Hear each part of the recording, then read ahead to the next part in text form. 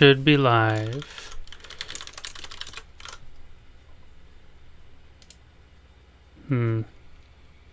Not sure why though this mic is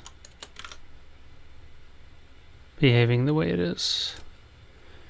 Let me check something really quick. Huh. Alright. I don't know, I haven't streamed in a really long time. So let's see if this is working. I don't know if we're picking up extraneous noise or not.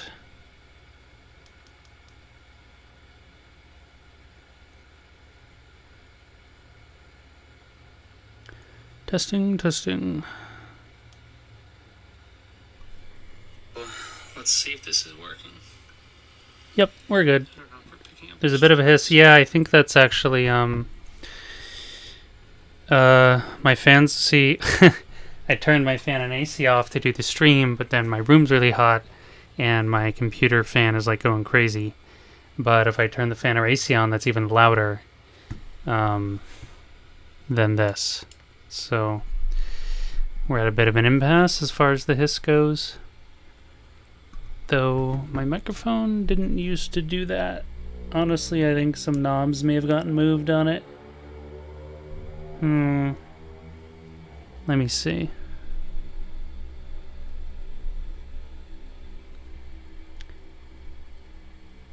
I think that's worse. I'm not sure.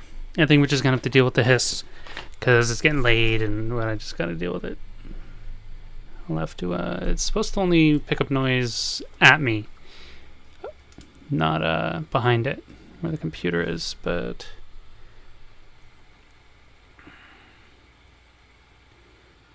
doesn't. Once there, there won't be game audio. I have it's supposed to only. I have setup issues. I've anyway, long story short, there won't be game audio. Where's chat only? Chat only. There we go. Sorry. Put on some music or something. This is that's what I'm doing. But you won't hear my music. And I'll figure out my setup next time. It's getting too late. Gotta get moving. Okay, in-game. Here we go. We have 3 games to get through, so we're gonna speed things up. This was game 1. I don't know what game 2 and 3 were in which order. I just know this was game 1. I really like this draft from Infernal. Works very nicely together.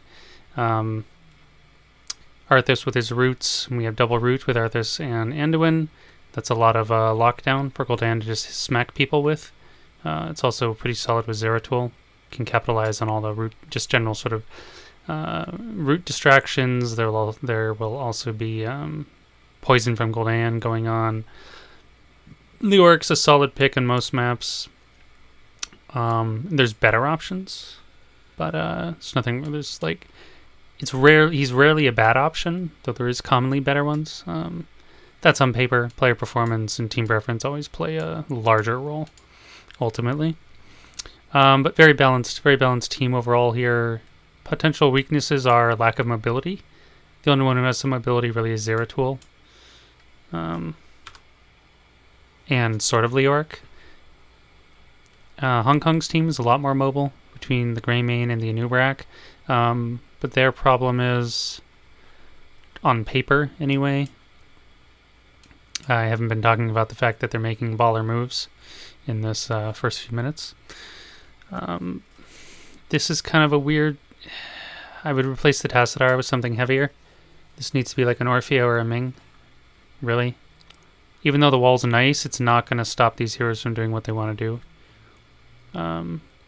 You want maximum burst with like this Anub, Stukov Greymane combo. Tassadar doesn't really fit as well with the Greymane as he could. Or with sort of these heroes, or even the Zool, because again, you have roots from Zool, stuns from Anub. You want a heavier mage. Jaina, Orphea is probably number 1 because of her inherent mobility. Jaina's solid. Orphea's really good. Li Ming's really good too. Those are probably 3 I would have taken. And then their game looks a lot cleaner. Kale's like okay. He's never not okay. He's actually pretty good against this team, but now that we're done talking about the draft, state of affairs, I mean, Hong Kong is off to an amazing start. Top 4 at Munched. Bottom 4, it's got a little pressure on it, but not as much. So very well played by them. That seemed to happen because there were a couple of feeds top lane. The Arc went down, Zeratul went down. None of the other team were there, and they were just able to push in. If that burrow by a noob went all the way through, that would have been interesting. Talents, interesting sort of key build from Arthas here. That one's fine. Blink build, probably should have gone cleave build. This is fine. It's not wrong. I don't love it. Okay, there's too many talent problems going on here. That's Arthas. Probably should have gone cleave build. Probably, although there are reasons to go blink, but you have a fair amount of melee here, triple melee, essentially almost quad melee. This team's going to be clustered a lot, and it helps you with your roaming PvE. This is fine, but can you realistically sit there and smack people? Probably not against that team unless they're separated. They're going to separate themselves a little bit, but probably go for the more hit and run, which is Singularity Spike or Cleave. That would be my suggestions for Arthas.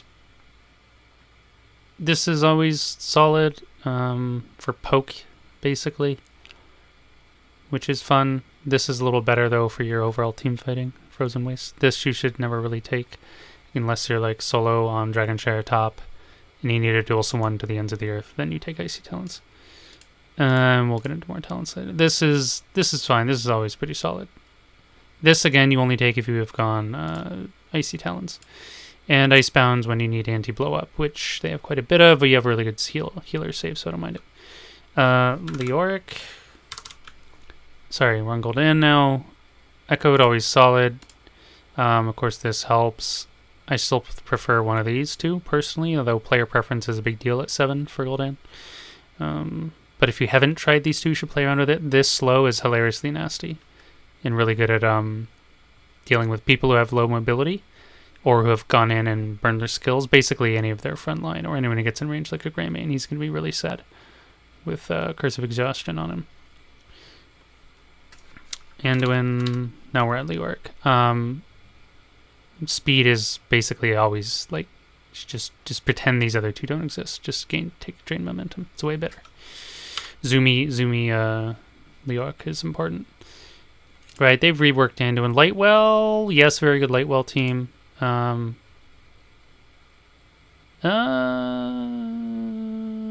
Probably piercing here, but this is fine. I did tell her to default to this. This is good against Greymane. And Tass later when he takes, presumably, the percentage nuke. Yeah, okay.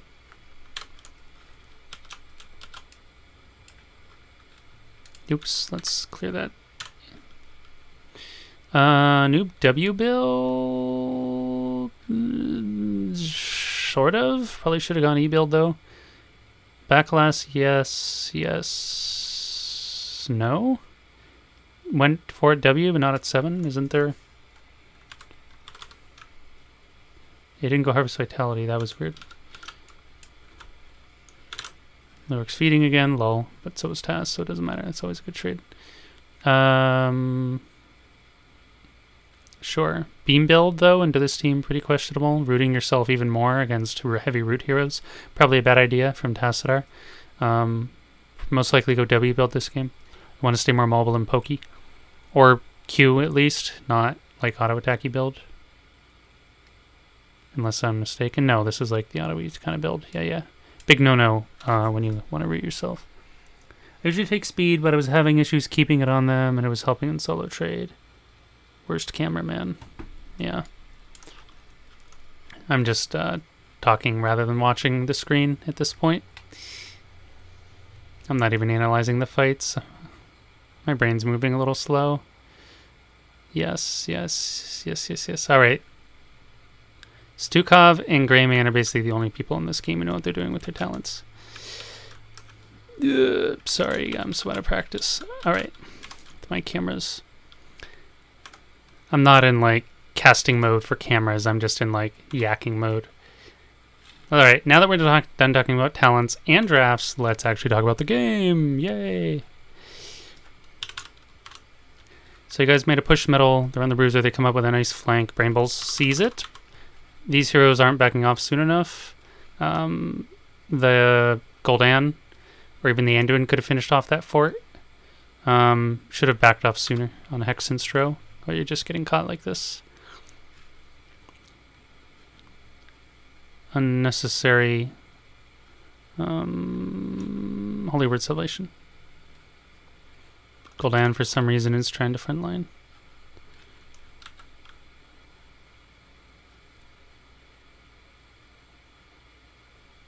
Okay, the wall, these are here.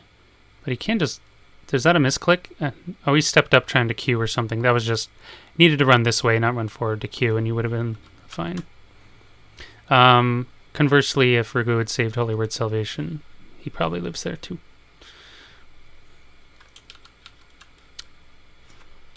Those are some panic ults. Try and hold on to that. Leo top's good. Bottom's fine. Catapults are a thing. Don't have time for your bruiser. Either make a call to contest this or leave. You're losing top and middle, and you have a camp to get. It's not the worst to give up this temple. Considering you're 5v4, you actually have no business being here. Right? So just make that call. Like if you had already sent Leo top, or you said I'm clearing top, well then just don't be here. Right? Zeratul and Anduin could go grab the bruiser. Gul'dan could clear middle. Arthas could hover if he wants, but there's no fort, so why bother? You called Leo down, so you're picking a fight now. Temple's over. This is fine, if a little messy. Good kill on the Stukov, though. A noob should go down, too. Yeah. They gave you a weird fight, but you also capitalized on the weird fight, so good job.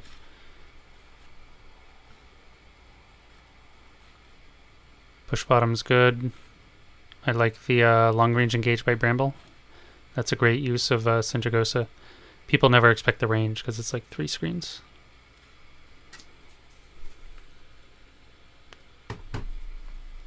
Bruiser stood. Okay, now we're getting the bruiser. Good, good, good. Set up bruiser, then you can yeah, say Leo clears a wave, comes down, you can even threaten boss maybe. Potentially. This is... Yeah, I was going to say, this 3-man... I know you're figuring things out as you go, but ideally you're thinking a step ahead. There's a lot of wasted hero movement going on. Clearly because there's not a specific call being made. 3 entombs already, yeah. Nice entombs. I like entombs. So try and just move people down. Just clear the 3 moving down here at no value, so ideally they just went and did something else, like shove top or take the bruiser or whatever. Stayed middle. The orc's ready to use entomb, yes. Everyone's 16. Grabbing the boss, fantastic. Leo just kind of baiting. Messing with him, that's good. Though Leo should probably come down here a little sooner, maybe. Zul's top, so either go gank Zul or you have time to like shove middle or gank Zul top and then loop back down for the boss push, which it looks like you're doing. No, he got out. GG. Well played, Zul. This is fine. You're winning all your lanes, but Giant's bottom, so you want to clear him. You are. Wouldn't be doing this with Gul'dan. That's a little weird. If anything happened middle, or if you didn't know exactly where they were and they rotated on him, he's just gone. Pushing over this bridge, a little questionable. But, so, because if they all 5 came from here, which they should have, frankly, in just web, Ragu, and then, or Gul'dan, and then go on the rest. Because they have a very easy way with, if a noob's smart, he can cancel salvation quite easily.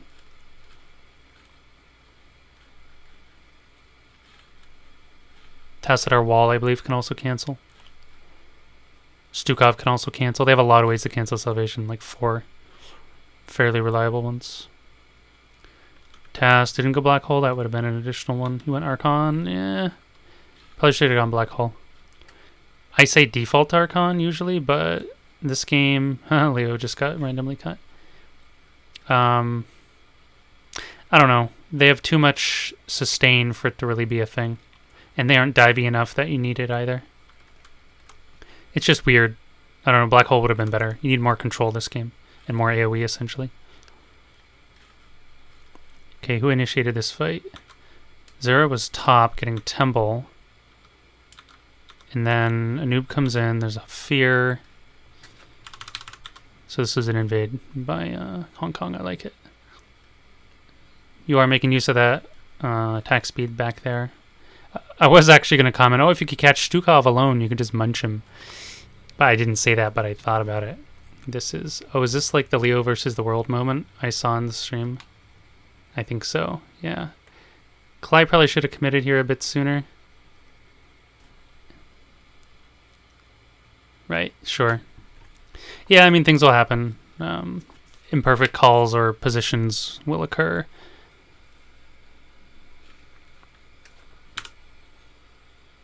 Alright, so this game's over in a matter of minutes. Spotted. Clear middle. Sweep one more bottom, because they're going to deal with top. You want to... Well, okay, you're all dead, but if you were alive, you'd want to grab here, leave while they run down bottom, and then run top to clear their shizzle. That's what would be ideal. You don't actually want to be in this area right now with 2 heroes. Very bad. They should be running at you immediately. Like... Go. Murder, death, kill, Gola. Get him. He's AFKing. This is weird. Ha ha ha! She got the pull off for the web. Yeah, that was some really greedy. Yeah, I did see that. There was a missed W up in the bruiser. I even remember watching the stream like, if he hit that W, he could have stayed alive a lot longer. This was sad by Hong Kong, because up until this point, they were doing really good. In fact, the game was dead even, basically. Not quite dead even, because you have more damage on their keeps, but like they were in a great spot after this bruiser invade. I didn't actually check if they should have pushed. I guess a couple of them were dead, but they may have I don't know if there was an option for them to push top. Alright, anyway. Going on to game 2. I didn't actually pick the map screen, so it's probably going to be blank, lol. Yeah, this isn't really here, but I am going to update the score just because I like to do that. Team. Hello. Yay, one. I don't remember what map was next, I think. Maybe someone can tell me. Infernal was game 2, thank you. Are you guys on the same side? Excellent, you are in game. Yeah, so that was pretty good for our peeps. Infernal, maybe some talent choices, though nothing make or break. It's more a matter of like efficiency or optimization. Though also play style. Not everything I say is absolute. Sometimes it's just a matter of, hey, check this out or think about it. Or if you haven't tried this build before, give it a run for a game or two, and then, maybe you like it. I didn't want to do that. I want to do that. Why? Oh, it's control. Duh. Map efficiency is probably the biggest thing for that game. There's a lot of wasted movement running around. Hong Kong got some good flanks in, which should have been guarded against better. I took the attack speed for macro and didn't want to cleave zone of auto Vorpal. Yeah, there's more than one way to do like the Vorpal and the W and the blink. There's really like 2 or kind of 2.5 ways to do that with Zeratul, so it's all good. Stukov did go biotic armor, but it's only 10, and he probably didn't have it on when you were munching him, so...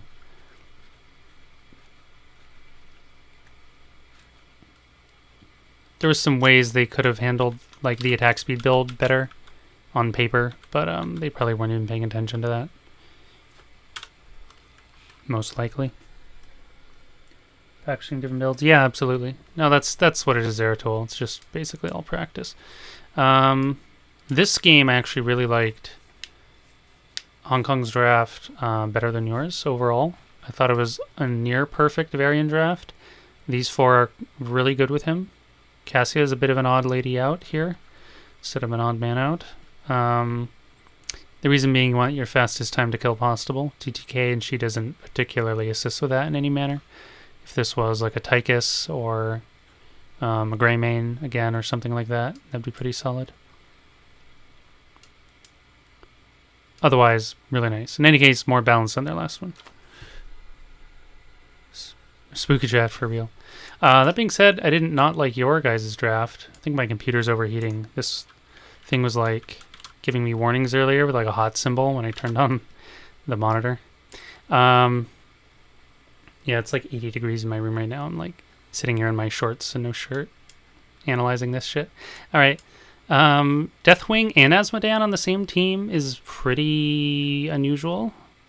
Very good for your macro, although I would argue this isn't quite the map you'd want to do it on, personally. Obviously, I know you win this game. I didn't predict you would. I think we'll have to watch. I think Hong Kong, like Mei, should just be kind of pointless this game between Varian and Stukov. Malthiel's really good against your whole team. They gave you Anduin again, so I don't know what the bans were. They should have banned Anduin. Malthiel picked after Dragon. I took Dragon after Varian. No taunt. They don't go taunt? What the have I not been looking? No, they have taunt. What do you mean? It's right here. No, the macro is really cool. I just think maybe a different... You can make use of it here, but I'd like to see it on like a Cursed Hollow or Alterac. You could really flex it. Like, super flex it on maps like that. Potentially even Sky Temple, honestly. This is a decent-sized map, but it's also a rotate map, so it makes it a little weird. It's not that you can't do it. It's just not necessarily the most efficient way to win in terms of the variety of efficient ways to win on this map. Yeah, of course Dragon's unstoppable. The taunt isn't for you, it's just Malthiel's good against you. The taunt's for Greymane and Mei, or as anyone but Dragon, basically. So you're ahead in XP, but behind that objective. That's basically to be expected, as most stacks are pretty good. Mei dead as expected. She should having a very hard time this game. With that in mind, I didn't even rewind, but basically I probably would say Mei should understand their effective engagement range and back off. Way too passive, didn't pressure the Deathwing at all. Yeah. I mean, he's not, like, phenomenal against you, at least until, like, level 7. Depends on his build. No? What? What? What? What is this Malthiel build? Other than the completely wrong one. 2. Pale Horse on this map, 9. Probably want one of the others. Absolutely not. Just take Die Alone or Throwing Shade. Die Alone's better, but this has its merits. Especially since it's more percentage health. This... definitely not. You should just take one of these. Okay, I mean, the slow against Deathwing's probably Monka, so maybe not. But it's just... If you use this very timely later, especially like against Mei, for example, just when she wants to go into her ice trait, that's really cool. But you already have like Stukov Taunt into Silence. I mean, you have Anduin Pull, that's every 80 seconds. Silence combos up every 16 to 18. You can do it in 3 to 4 times. Threaten it 3 to 4 times for every pull, right? So it's just basically unnecessary. It's just weird. I don't know.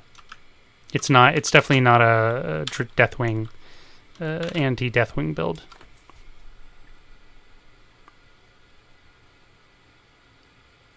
And Mortal Strike later.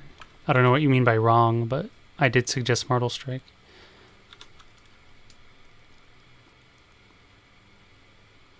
Alright, basically back to even. They've got a couple kills. There's a car alarm going off on the street. I can't. Yes, wrong build indeed. Sorry about the car alarm. It's not any of mine. It's one of the neighbors. Deathwing doing some soaky things. I mean, yeah, this should have been... They should, in general, be bullying you a lot harder pre-10. They're way stronger than you. I would argue they're more... Ha ha ha, I said May would have a hard game.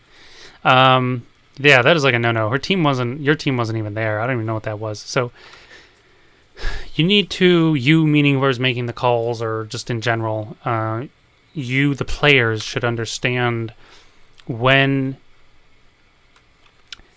I don't want to get too sidetracked, but you know how I love my conceptual rambling. So when you have a particular win condition, you should do your best to make calls and take actions that support the win condition, not go off script. Because going off script is different than adjusting, right? Or either adjusting like forward, or forward means like more momentum, or adjusting back means like playing more passively or defensively. Going off script is like basically you're going in like the opposite direction of your win condition, and typically you end up crashing unless the enemy totally faffs up, and then it just miraculously works out. So the reason I'm bringing this up is because specifically when you try to invade or take an objective from an enemy who already basically has it, you need to have the tools for it, means the draft for it. And basically then that's part of your win condition. Like if you're a heavy dive team, or you have a lot of burst and dive, or a lot of zone control, well, then you're very good at contesting objectives. You're very good at invading enemy camps and areas because your draft supports it. Therefore, it's essentially part of your win condition. But when you have this kind of team, this is not a run at them, invade them, try and force them out kind of team at all. You're just going to get effed every time you try and do that unless they mess up spectacularly. So you shouldn't even think about it. Don't even try it. Go do something else. Because efficiency and the efficiency and ability of your actions based on your draft is really important. Like the comprehension of that. For everyone. But very specifically for frontliners / shot callers. It's very easy to go off script if you don't contemplate it a little bit. Even if the rest of the team was there when you went in, that doesn't go any better for you. Someone is still getting munched. Yes, getting top 4 was great. They also committed. It's just, yeah, they're being weirdly passive in this top lane. I mean, Malthael has the wrong build and everything, but in general, I would have liked to see Hong Kong be more aggressive here, as I already mentioned. They are stronger than you at, I would argue, all stages of the game.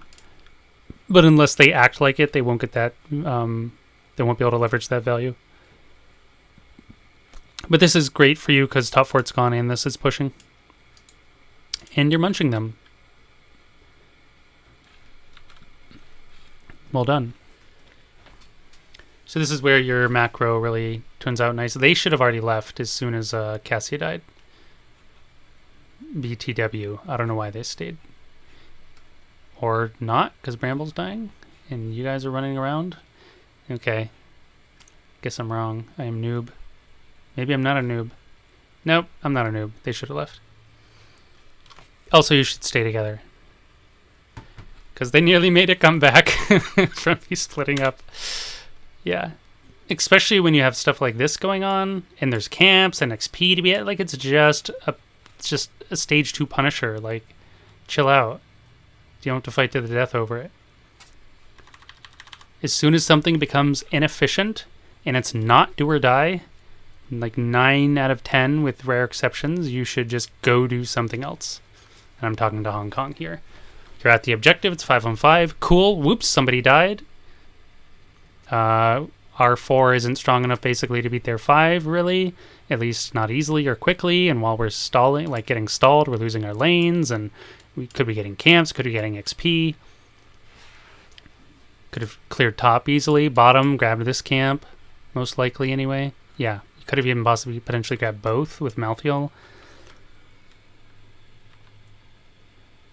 So I've thought about it. Rather than running at the snowball target, we just give up on the remaining members and forget about the snowball would be better because that happens a few times. Yes, the snowball wasn't even a threat. There was like one person in it.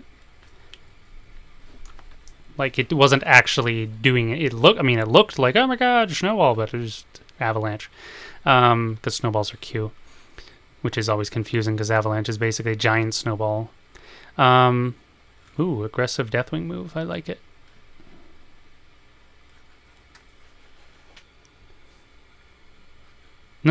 Well, not much happened, but this is still a good time to push because you're winning your other lanes. Again, important. Gola should be poked. Poke, poke, poke. Poke, poke, poke.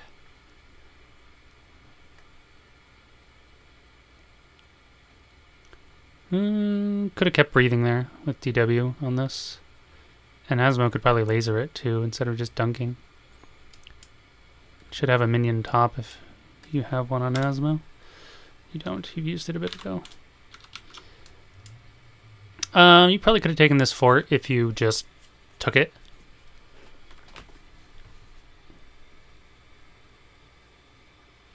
Yeah. And here's the sadness. Nice holy word from Ragu. Good timing. It's going to leave Cass. This Cassie is... What player was Cassia last game? Was she the Greymane? Because her Greymane's way better than her Cassia, if so. I didn't notice the names. I assume it's the Greymane, and I'm assuming Ronin was the Tassadar. But yeah, she's kind of just like YOLO diving in and feeding. Ball and Varian Peel, yeah. That's reasonable. The Varian himself isn't the danger. It's more like Cassia, Malthael, Chromie. That's the danger, but...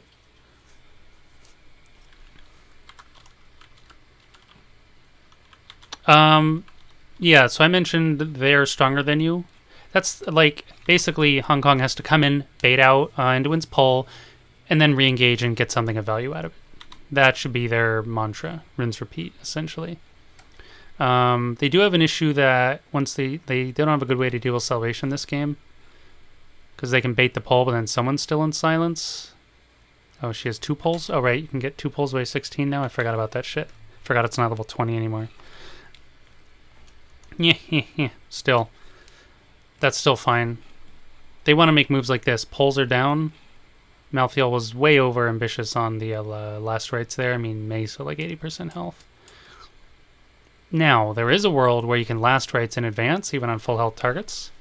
And they're like, what are these idiots last riting me for? But then suddenly they're like nuked out of nowhere down to a point where the last rites can kill them. So that is viable, but you have to understand how to do that. That wasn't such a situation. Yeah, absolutely.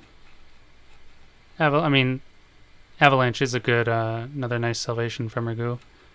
May was in a bit of trouble there, even without the Malthael. That would have been an instance where you would have tried to last rites. Yeah, at this point you're looking good. Just kind of this stall. Basically both teams are trying to bait each other, but if you can flex your macro advantage while doing that, then like this post 16 is where, you know, you're like Azmodan, Deathwing, and these 3 heroes scale really nicely. These 2 are fine, just kind of standard, nothing special. Hong Kong needed to be like the tables needed to be reversed right now for Hong Kong for them to look good. You just needed to survive the aggro, which you did, and they weren't as aggressive as they should have been either, but you were being pretty patient. Some nice... May died a few times, more than she should have. I don't know if anyone else did. Greymane once, whatever. I didn't even know when that was. Probably over a shrine fight, which is fine. Or something. So this is great. You've chilled, you've dodged, you've played the map, and now you're winning the objectives, and you're pushing.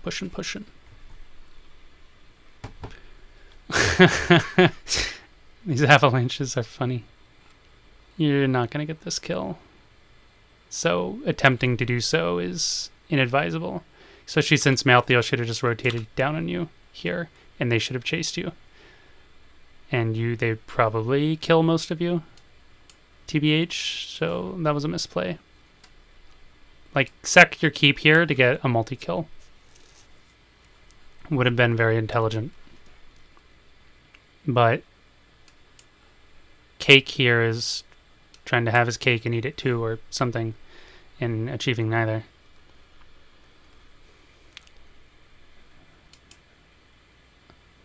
I'm hitting the dragon. It's like, yes, but you could get back in the game by coming down here to kill people. Makes me sad. This is like one of those solo things where you need to learn when to send them out to do map things and when they should join the team for timely or advantageous team fights. And I mean, he was right here. It was like a 4 to 5 second rotation or something ridiculous. Slightly longer with without Pale Horse, which he does have, but I suggested he didn't take it. It would have been like 6. And you guys stayed too long. Like, they should have punished that. They didn't, so you're fine. But if they showed up, a bunch of you should have died. Minimum, like, 2, I'd say minimum, but even up to 4 is possible. Because of their catch, Chromie catch, Varying catch. They just have a lot of catch, these 3 heroes. Yeah, I don't really even know what's going on here with the objective and stuff, but I'm glad to see you're pushing instead of being on the objective.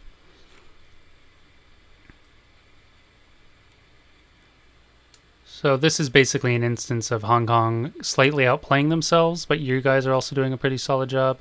Staying that long bottom was scary. That gave them an opportunity to get back in the game. They didn't take it, but they should have and could have. And a more experienced or aggressive team would have, and I think you guys would have been heavily punished. There's still a chance they misplay that if they go on you 5-on-4, but a couple of you were half health, skills were already burned. Pretty sure 1 or even 2 pulls were used. You still had salvation, but it was dicey. Against a team with catch, and you're all low mobility other than May. Super dicey. Maybe May gets out, but like the rest of you are just food. If they collapse the new properly. So that's pretty much just maybe a little more careful against these kind of heavy catch silence type teams. Everyone else can play back fine. Ragu did a really nice job with the pulls and the salvations this game. Deathwing maybe died at the end there a few times. I didn't really notice.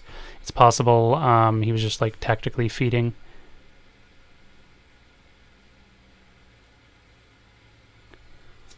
And like making space. Yeah, no, Hex, you should have stayed. You rotating down would have been weird. You should have kept doing what you were doing. Our guy should have just left sooner. Build talk, because I'm still mostly Greyman. You put a lot of me in the last fight. Yeah, I see that. You want me to talk about Greyman? Wait, I didn't even notice who was playing who here. TBH. I'm like, yeah, let's go back a moment so we get these texts out of the way.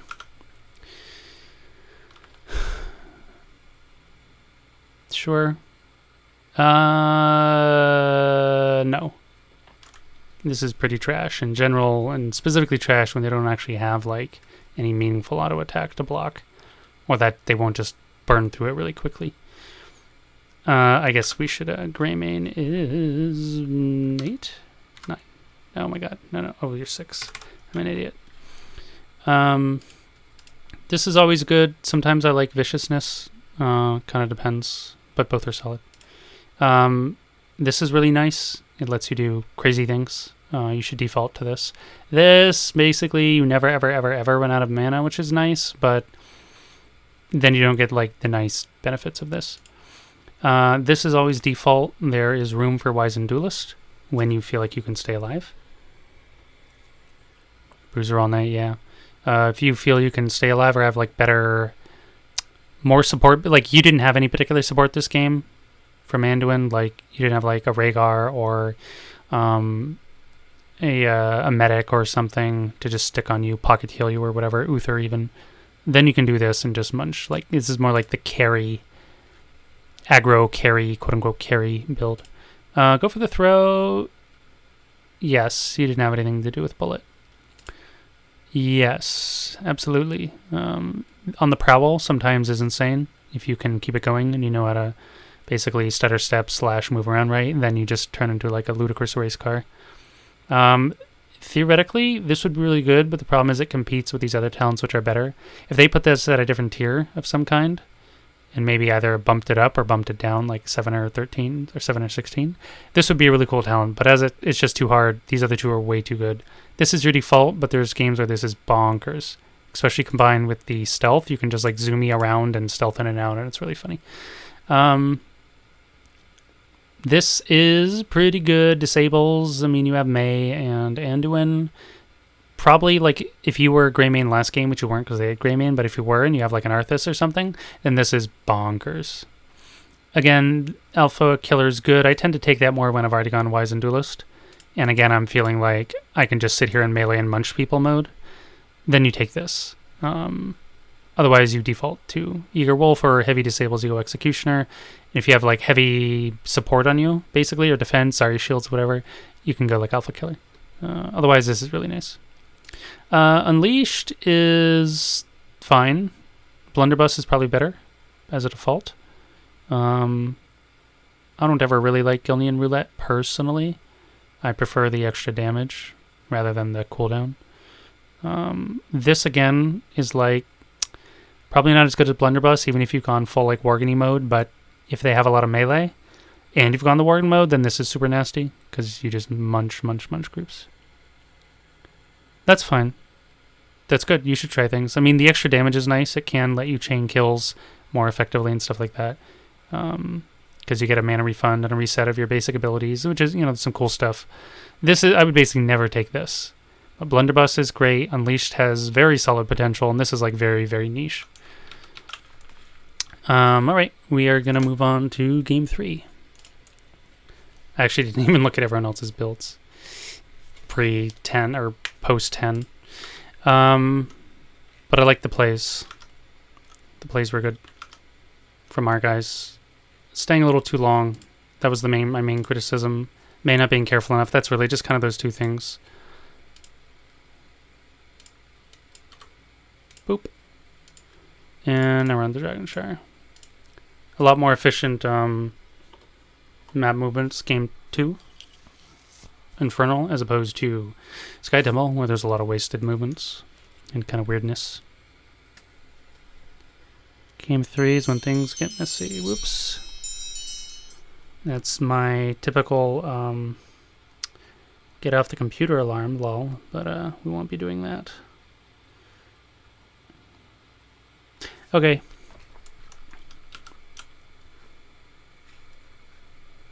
I don't know what we're talking about here, but that's okay. I don't have to know. I see, yeah, this game's like 4 or 5 minutes longer than your other ones. So, Jaina, Genji, Johanna, Anduin, Rexxar. I'm always a fan of Rexxar on this map. Okay, they're basically doing this right now. This is quite solid, although Chromie isn't the best mage with Varian. She's not a true burst mage, not anymore anyway. She's great for the map, but if Hong Kong really want to run this Varian thing, which they also shouldn't be contesting pre-level 4, anything, gotta switch this mage to something heavier, punchier. Li Ming, Orphea, Jaina. Obviously, this team is Jaina, but last round they didn't. Even Kilthos is fine. Because he doesn't have the heaviest damage, but what he does add is another layer of chain stun, which is pretty valuable.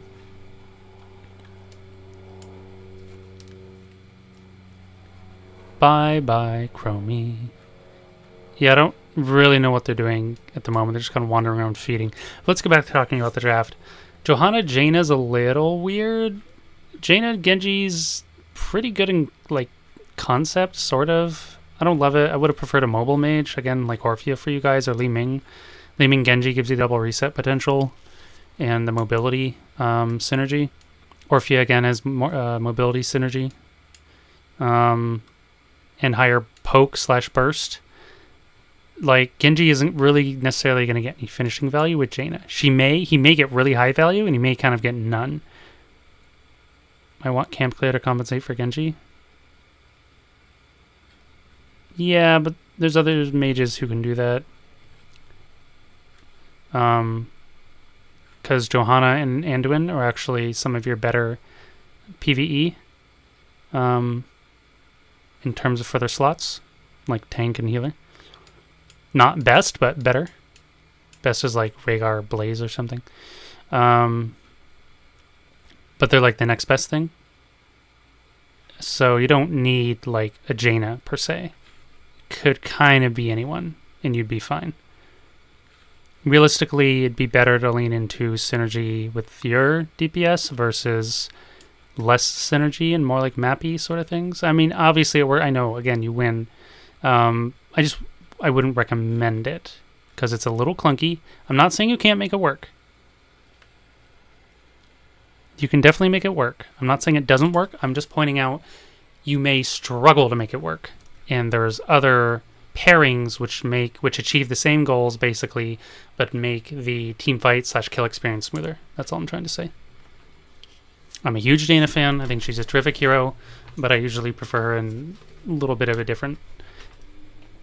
I would never, just put it this way, I would never personally pair her with a Genji. There's like no reason for it. For the aforementioned reasons. This Johanna is straight trash. But you're going to run into like the post 4 issues again. Clyde nearly goes down there. For some reason, Dahaka's here. If they had an Orphea or a Li Ming, like they would be getting some of these kills they're failing. He had 167 health or something. Like a punchier mage would have finished that target off. Again, this is what I'm talking about. Like Chromie. Oh yeah, Bramble's about to die. Lol. Chromie. It's the same thing as I was talking about with your Jaina. Chromie works, but she's inefficient and not optimal for their primary win condition, which is Varian. And you should be leaning into efficiency. It's very important in HOTS. Because the more efficient you are, the more time you have to do things. The more time you have to do things, the quicker you can play the game. The quicker you can play the game, the more options and opportunities you have, and the easier it is to take the game state from neutral to advantageous, or advantageous to just we're, completely in the driver's seat.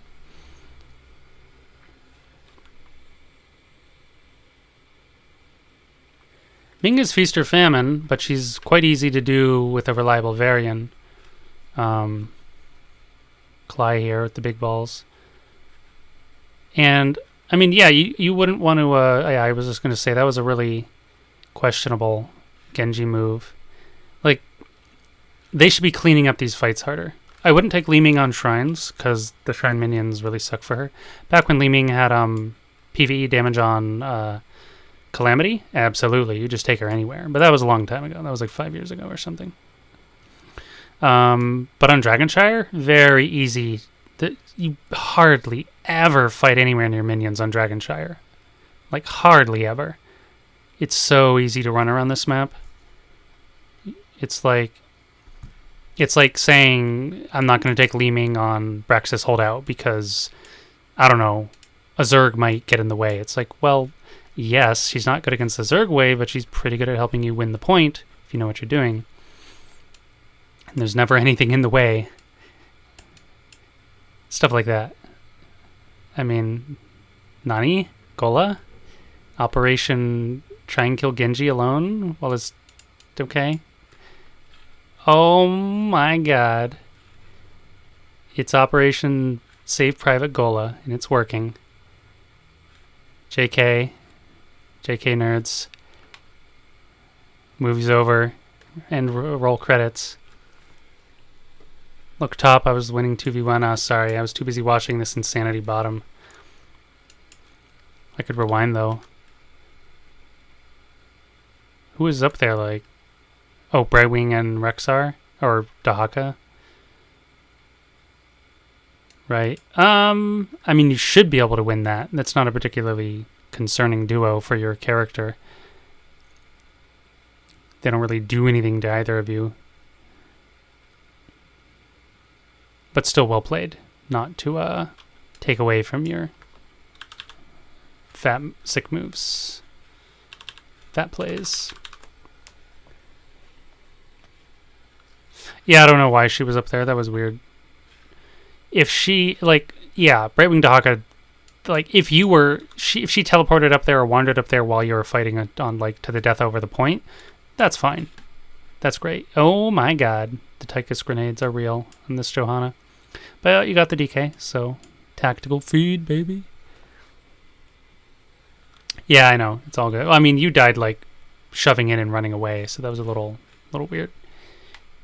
I'd like to see you have more of a sense of self-preservation when there's nothing particularly important on the line, like siege camps or just basic, like retreating and stuff like that.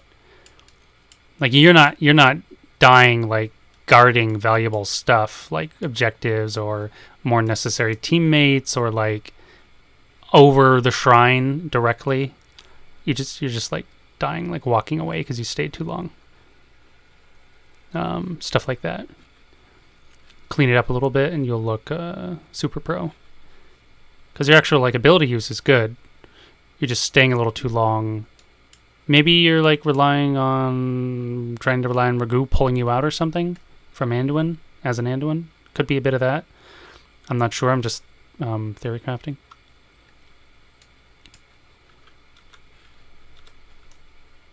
Ooh hoo hoo! Should have checked that bush.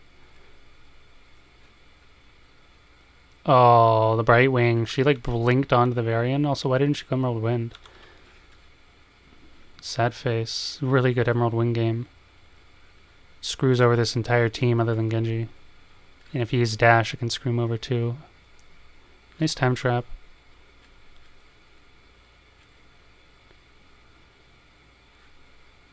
Not enough. To my defense, I wanted to play Chen. That would have been very cool. Then it's just Genji's the odd man out here, right? Like he's on an island. You need someone to play with him. If it wasn't from the mage slot, then make it happen from the tank slot. Why not? I'm down. Whether it's like an Anub or a Chen, even like a Blaze, just some momentum. Johanna's like so non-momentum-y, although you can help this with Conviction, which you took, good. I don't think I would have gone Blessed. Probably just go Falling Sword here. TBH, but that's fine. Blessed's reliable. Mostly because you have Ring and Genji. You just go, baby. It's go time. And you have Light Bomb? I mean, holy shit. How can you have Light Bomb, Genji, and go Blessed Shield? That is sad face. Falling Sword's banned. Oh. Was that what you were talking about at the beginning? GG. GG. I mean, it's a scrim. I don't know. Fuck the rules. Deal with it. Thug life, baby. That was an interesting exchange. But I'm glad that you're bottom because that's a lot more valuable than running top. Like randomly pressing buttons. Siege is up 2. Would have been nice to grab both. Oh, couldn't finish it. And you.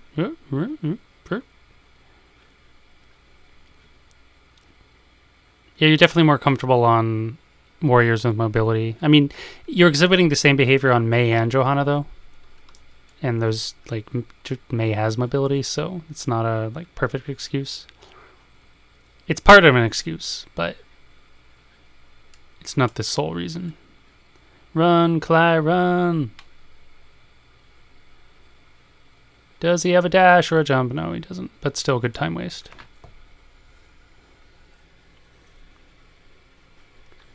That was a nice ice block dodge.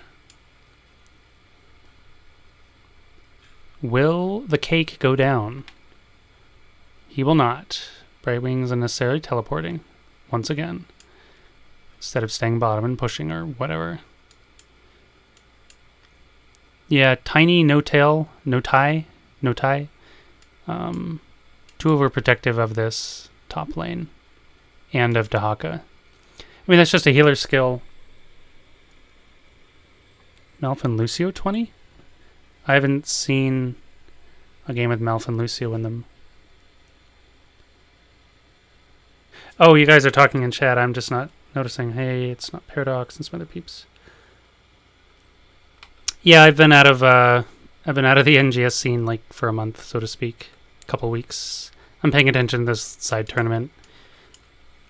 XTDI. Just because Death and Delay are playing in it. Malfault's healing too long. That is really weird, not Paradox. That is a strange bug, but kind of a cool one, I must say, as far as bugs go in this game. Run, Brightwing, run! That was actually rather nicely done. I don't feel like rewinding to see if you could have killed her, though you might have been able to. Probably shouldn't be going in here with the Varian when your Brightwing has no mana, half health. A little crazy from Gola.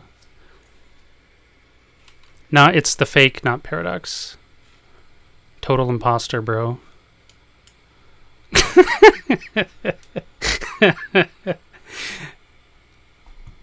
I've never seen anyone try and impersonate him, though. I mean, they probably exist, but if you hang out in any like hot space, you always see not Paradox TV.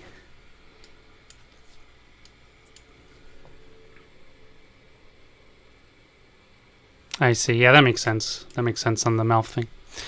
Top's just stalled, basically. What's going on bottom? I haven't analyzed anything in a while. Let's peek at some talents. Kind of cold, numbing blast. Yes, me likey.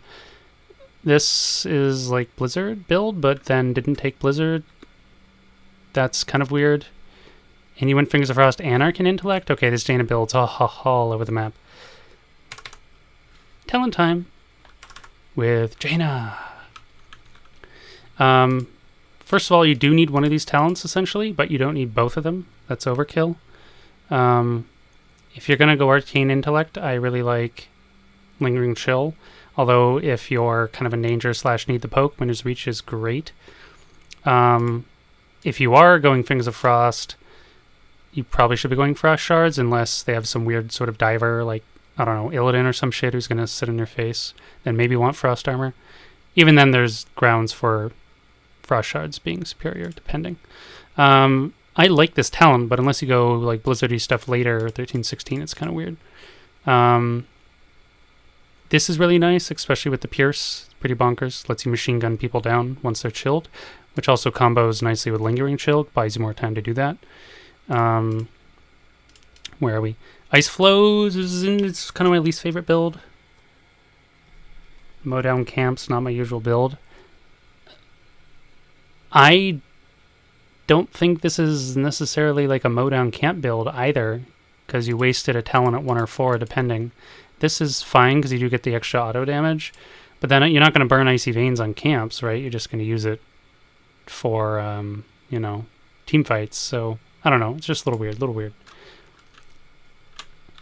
I'm glad that you have a reason for doing it, but I think there's a way to do both, where you keep your, like, hero damage efficiency, nice pull from Magoo, and your, like, PvE power intact.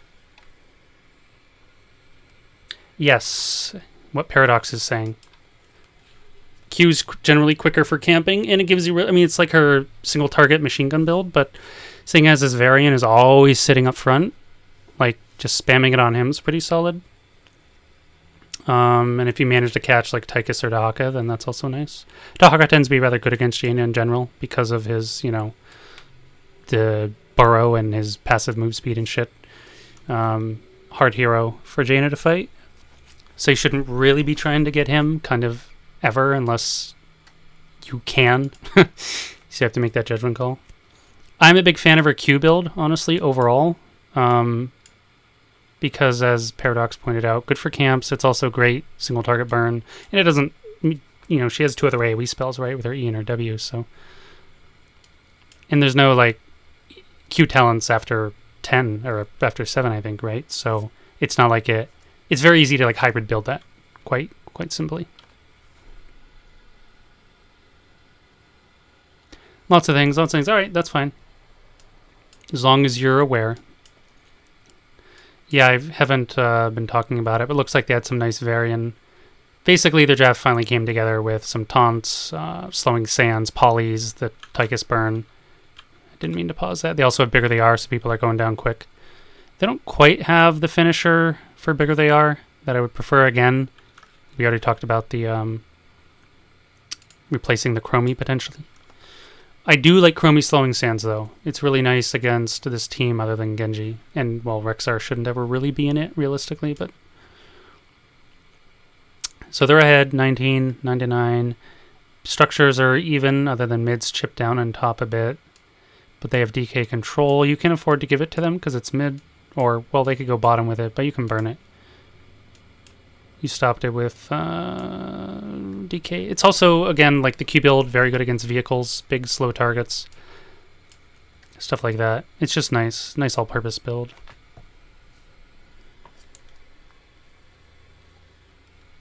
Yeah, I'm definitely missing quite a lot of analysis here because I'm talking about other things and I'm not pausing or rewinding. But we still have like 7 more minutes a game, so I'm going to continue. Jaina bottoms were really questionable by herself, but it is getting the cap, I guess. I wouldn't prefer this. I would much rather it be Genji. I personally prefer, or suggest, not personally, I suggest keeping your mage, your healer, and your tank together as much as possible and let solos and flex heroes run around and do solo things. I mean, this is like okay, but also kind of weird. If they just ignored middle and ran down, they could have caught the Jaina quite easily and murdered her. But they didn't, which is great, but the potential for punish is high when you walk around like that. Sick ring. Nice chromie stasis, though. The follow-up bomb. Tychus is doing work. Here's the blizzard. Trade is solid. Oh, can she get away? It's the root. It's the Dahaka long range. Was that the 16-tongue grab or whatever? It was. I swear. I was going to say, that is a long-ass tongue. And it was indeed. That was also a 5v4, and that's, well, the Dahaka, or the global, double global, in fact, benefit. So taking this forward is practically pointless on Dragonshire, unless you also then get a bruiser camp push going, and then they have like double wave bruiser camp knocking on their keep. Barring that, I mean, it technically allows you that situation by taking the fort, but if you have better things to do, you should never basically be top at this stage of the game. If you can be team fighting or deep pushing or defending or something, just I wouldn't be top. Blink and Jaina, pretty nice this game. Indestructible, sure, although the extra Radiating Faith or whatever is really nice. Genji Strike's fine. Frenzy, the upgraded Borer Root is pretty bonkers, honestly. Probably should have taken that. Censure, I don't recall what his other 20s are now. That's very interesting. And if you're landing these, then it's pretty good. Oh, it stuns in it.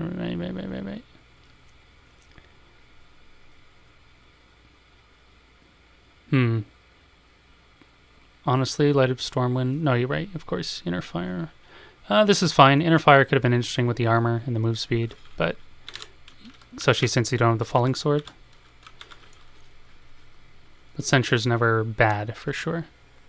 Nothing else to do. I think there was stuff to do middle or bottom. You would just kind of top and top and top and top. This is a great fight for you because it's a 5v3 and they shouldn't have been here. Silly people.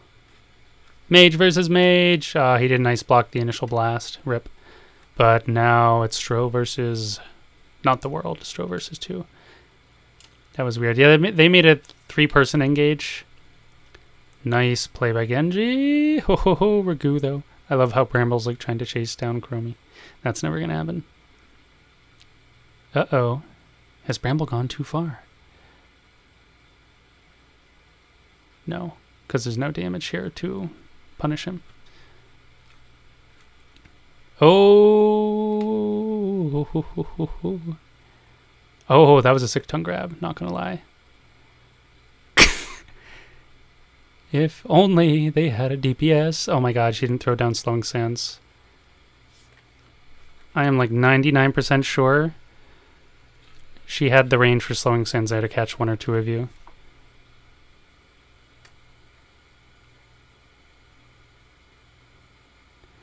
Dahaka and me were top, then he's Z down. I know, but you were alone top for like 20-30 seconds. I'd have to go and look. I could be wrong. It just felt an inordinately long amount of time to be top versus maybe joining your teammates to do something else. Blessed Shield engage on Chromie is nice. Light Bomb should have been held because, of course, she's going to time block. Bramble should have been destructible. Cly is sort of AFKing, which is weird. Should at least be auto-attacking people or queuing them.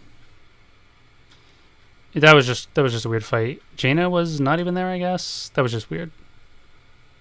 They called for you to get 4. Yeah, okay, you're following orders. I forgot to account for that. Good ring. Especially since, Chromie's blocks down. This is where you wish you had, like, upgraded boars and stuff. Bottom push is nice. And you have DK, so they have to deal with this. They feel compelled to stay mid, but they're losing the other 2 lanes. This is really nice for you. And you have more siege potential. Bruiser camp is up in, well, several minutes, of course. Their siege is up. This one, a couple more minutes, too. Right wing, running top is fine. They shouldn't invade this with their globals AFKing. Away, not AFKing. We're going to speed this up a little bit. We have like 2 minutes left. Looks like bottoms are win condition with this fat push into DK. Oh, if they can get the Genji. That would have been huge. They could have stalled this out. Oh, they don't even check. No! They don't even check. Unbelievable. All right. Yeah, this is amazing. You're setting up really nicely. All right. Brightwing's like doesn't know what to do with her life. I forgot to check their 20s out of curiosity. Sure, I guess. Never bad, but not necessarily amazing with this team either. Yes. Sure. Yes. Always good, but potentially better options this game. Okay. Right wing somehow got out of position, didn't even check, but looks like this is just kind of over. And they're just not fighting together. Of course, Jane is like running around chasing Dahaka too, so that's pretty funny. Sick flank. Did you blink? You did at some point. And as a wrap, it looks like this push bottom.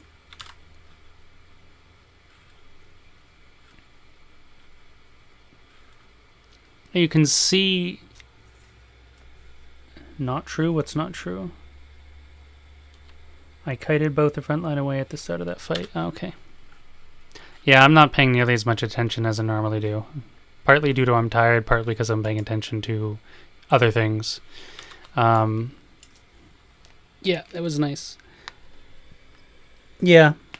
Looks like maybe Dahaka was trying to chase you down and just like wasted time. So solid. I mean, the potential for Hong Kong's here. I mean, game 1 was basically dead even till they like took a weird fight.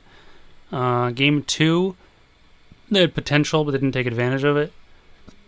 And you played the longer game as you should have, game 2, and just chilled out and played the map, which was your win condition.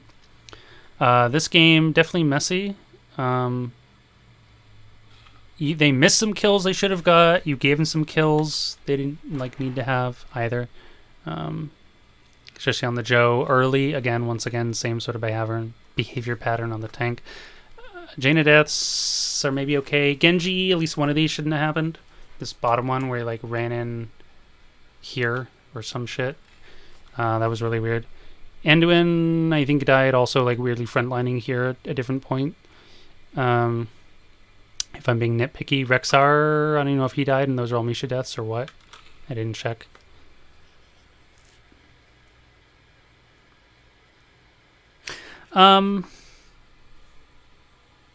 Check those in-game stats. Oh, sure.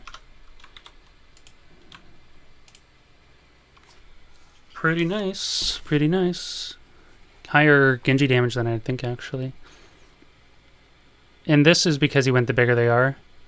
And, not something else, basically. But, no, your drafts are always usable. You're not drafting, trash or, huge shooting yourself in the foot. You're just drafting things that are good, but usually have a little bit of awkwardness, or, maybe some potential for, not anti... Maybe just there's not a potential for synergy. Anti-synergy may not be present, which is great, but, good synergy may not be present also, which isn't great. So if you can tune that up from sort of the neutral / good spot you're in to, good to great default, then you'll be motoring along easier as well. Yeah, well, the fact that you couldn't take a Falling Sword definitely changed this game a lot. If you could have, then, well, we could just be having a completely different discussion on a number of levels. As for their ability to deal with that, well, they probably should have gone. I think they should have gone Emerald Wind anyway. Regardless, but that definitely would have been the play. They had some ways they could kind of back off, drop slowing sands in the area of where like people are coming in.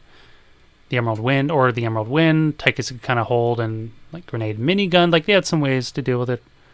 No, that's fair. Stro plays Jaina well. We already talked about the talent builds. Not Paradox had some good comments as well. But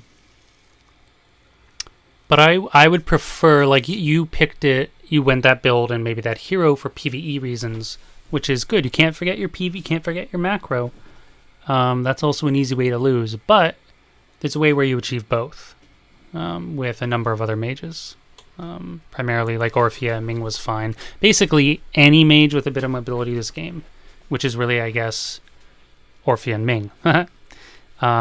Kale's a bit more acceptable because he has more reach than Jaina, and his full spell rotation is way more flexible than Jaina's.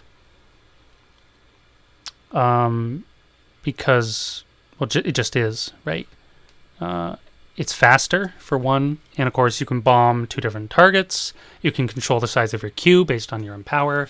Phoenix, of course, is a nice big AoE, although it doesn't have the same impact as Ring, but it's, in terms of AoE, it's easy to just throw out there. Again, your lift's controllable. His kit's way more flexible due to his empower and the fact that it can be multi-target. Jaina's kit is kind of all in, which can be very beneficial and not, but it's basically her kit's inflexible outside of her Q, so... Yeah, I think... Well, this is one of my worst little not good streams, I would say. I'm pretty rusty. And I just finished like 4 to 5 hours of computer work, marathoning. But some repeating patterns for our guys on both teams, actually, across these games, which is fun to see. It's always fun to see at least 2 games from teams. 3, you really see more. So we saw some repeated behaviors. We also saw some new things, teams trying things out. Some comfort stuff. No, Infernal Affairs, our guys, are in a good spot. Let's just go through a recap. Tank, basically just have a better sense of what's going to kill you and how quickly, and try not to stay too long. Basically, if you're fleeing and you're about to die, like, you typically stay too long. Like, that's a pretty good metric. So try and avoid that unless you have to stay there. That's different. But all these cases where you didn't, you were just there.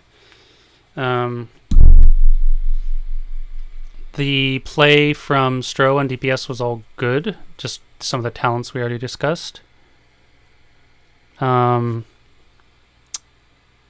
that will just basically make you better at the play. I still would have liked to see a different hero than Jaina in this game, but that's fine. If we had the Falling Sword, bit different, but we didn't, alas. I know you planned it, so that's just too bad. The Genji was good. Clive plays it solid. Again, a little, Zeratul, Genji, these heroes are going to die just kind of doing their thing sometimes, and that's fine. That's acceptable. You shouldn't, ever really expect, a zero-death Zeratul Genji game. Even at a, GM or HTC level, they die making, really risky plays. Sometimes they die just making space or trying to harass the backline and split attention. These things are going to happen. So I don't fault players for trying to make that happen. It's just try and make that happen in concert with your team. Occasionally you're going in 1v5 or 2v5. Probably not advisable. Try and, go in,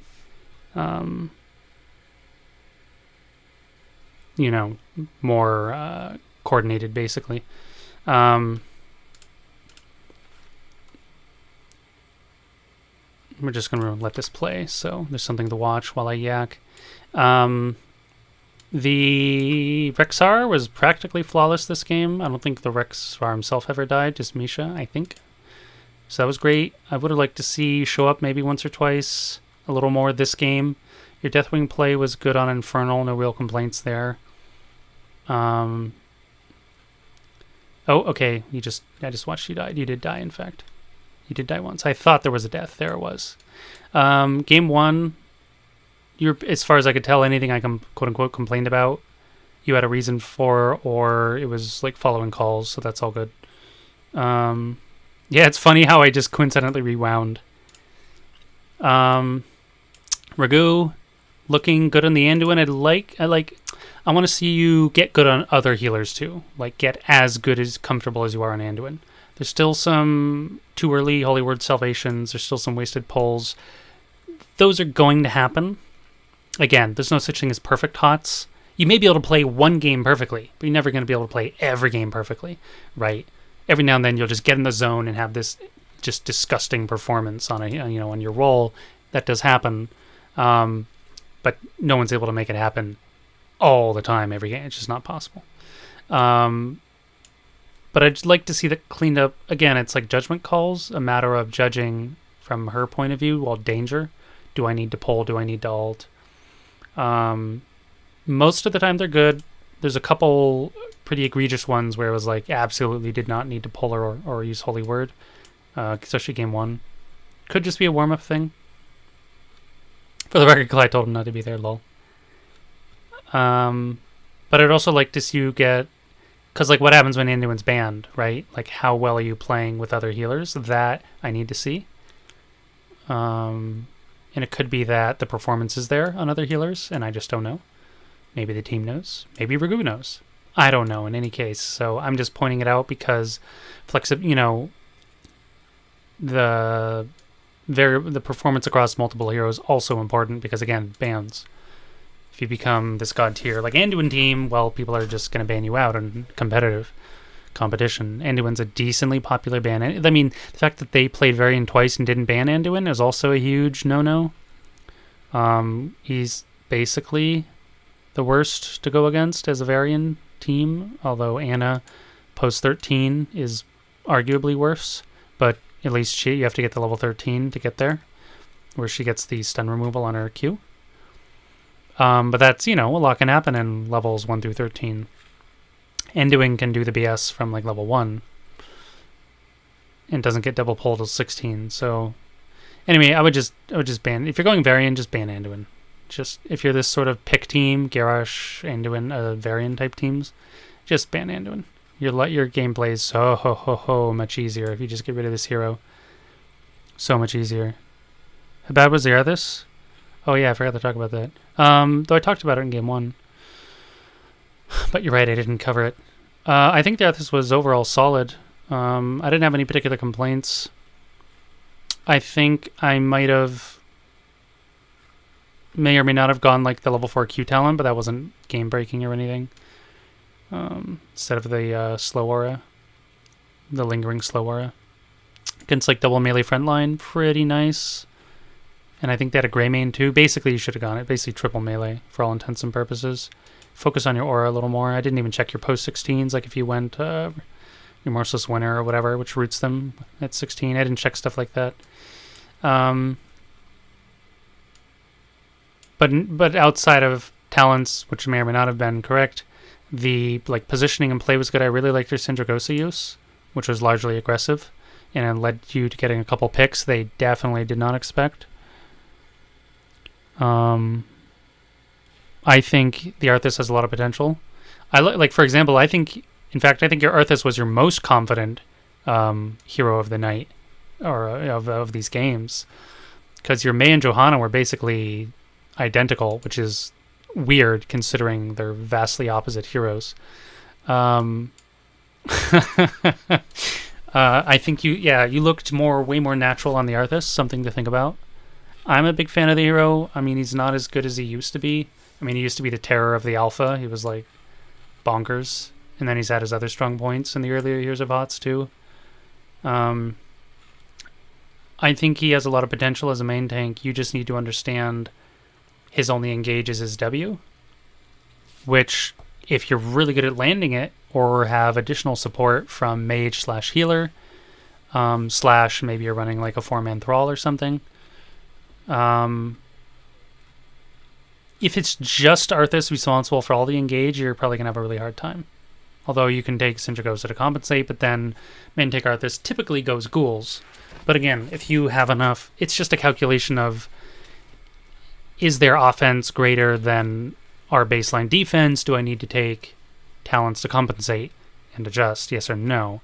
So if the answer is no, then you can always go Sindragosa. You can also compensate by having a more like true double tank, like another one in the solo, or like a more of a tank bruiser like Imperius or even Chen.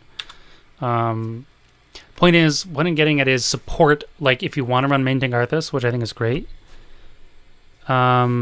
just throw another hero in there to help him, whether it's from the solo slot to help him on the front line, or make sure he has good follow-up, engage type follow-up to support that.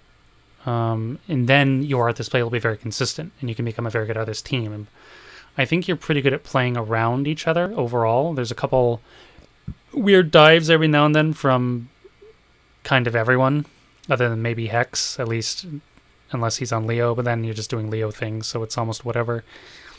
I think it's very interesting, especially if you want to play like a strong play around the front line type of strategy, which I personally recommend is the way to go, rather than playing around the back line. Would you run solo Arthas with main tank Chen? I wouldn't not run it. It's a little more matchup dependent in that case, because Arthas as a main tank doesn't particularly need any like matchup or not, although he's strongest against heavy melee teams just because of his kit. But placing him in the solo, there's some matchups he stomps, and there's some he gets stomps. Yes, correct. That was bottom lane from downtown.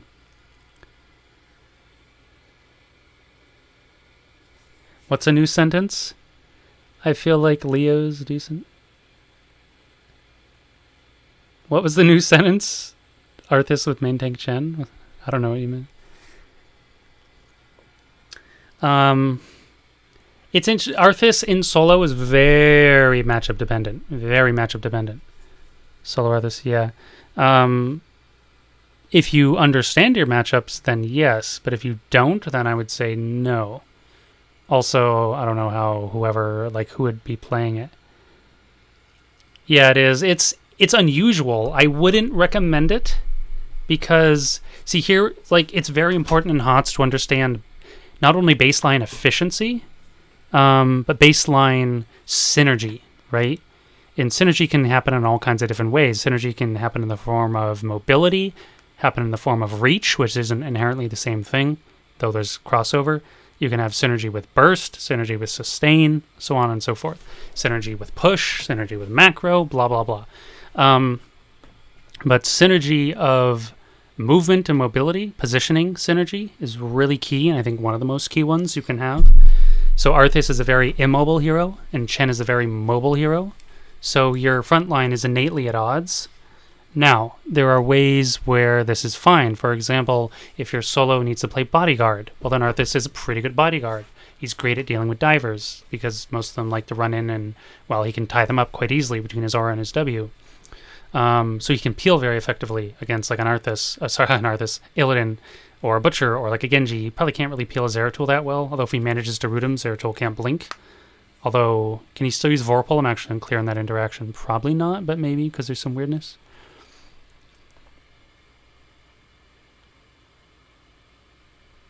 So Paradox, these guys just, Bramble happens to play a really mean Chen, and he's the tank.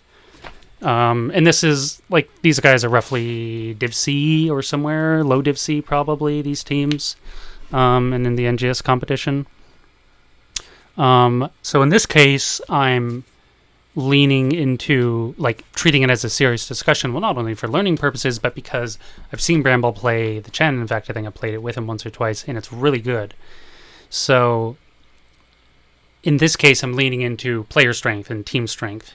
So if you're going to do the main tank Chen, what I'm getting at is complement it with mobility, right? From the other frontline slots, whether it's,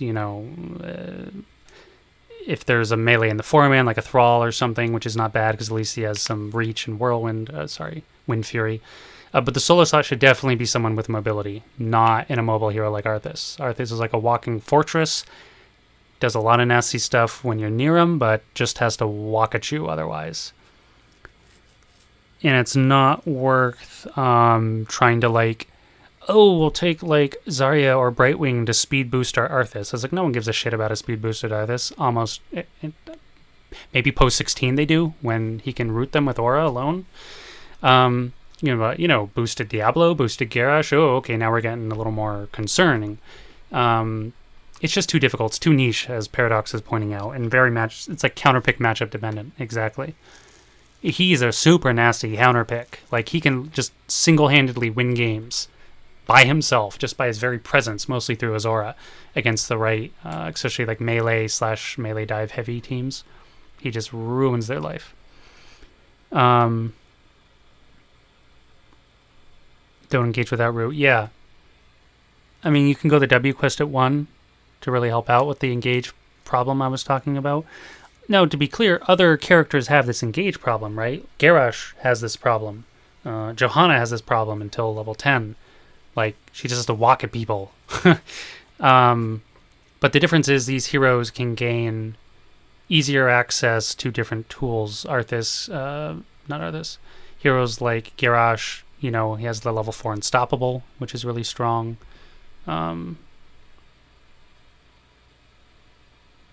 Who else was I talking about? I don't even know, but holds me back. Chen Thrall. Yeah, Thrall Chen's like pretty interesting. It does lack true CC. It's just a lot of like root and slow. So you would either need like more dive to where they're just overwhelmed, and even if you're like one or two of you are getting stunned, it doesn't really matter. Or you'll need a really good cleanse support. Even honestly, probably like a Lily. If you know what you're doing, her cleanse is like the best in the game. Big if though. You have to have a very keen understanding of proccing her damage with fast feet and stuff like that. Or taking damage and proccing fast feet.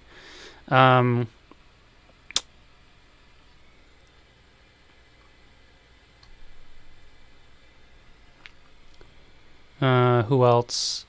Again, you should probably be complementing it with more of an aggro mage, like an Orphea or a Leeming or something.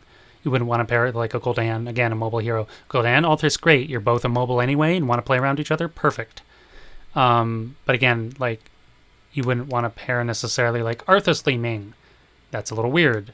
Because Leeming wants to move around or go in and go out, and Arthas is just, I'm just going to slowly walk around. Right? So think it, get your tank, main tank, healer, and mage to work together. But when you're being unusual, like a main tank Chen, for example, well, then you may also need someone like your solo to work with in there. Or you may need to may need to alter one of your 4-man slots to something like a Thrall. Who else might fit? At this point, let's just go to heroes so I can look at heroes. Who is he talking about? Like an Arthas main tank. Yeah, you mentioned having a good Mal'Ganis. That's worth peeking at. I mean, if you're in the solo, I feel like main tank Chen, you'd probably want something like...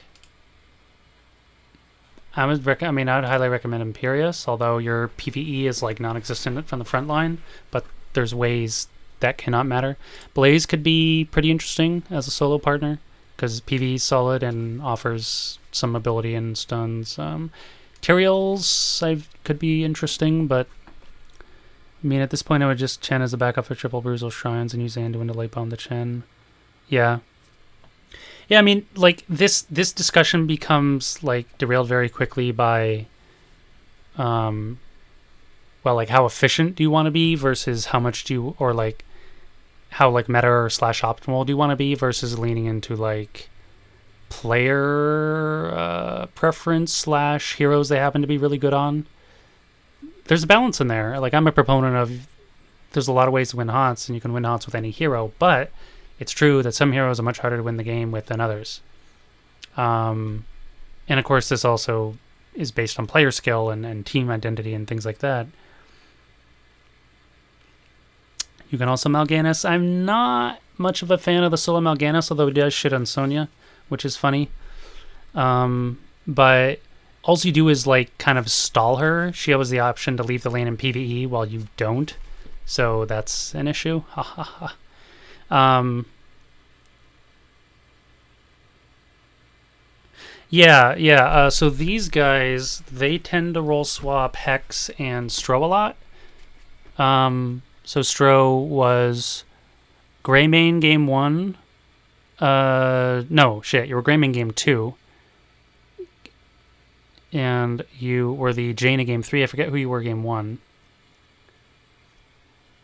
Yeah, you flexed in other games, but I mean, you jumped around a bit because you were a mage one game and like a Greymane another and stuff like Zeratul. Thank you. So you were mostly on mage duty 2 out of 3 games. Yeah. So sometimes, yeah. I mean, I wouldn't flex around too hard. Chen Hogger is probably pretty darn baller, and that is just mass chaos from the front line.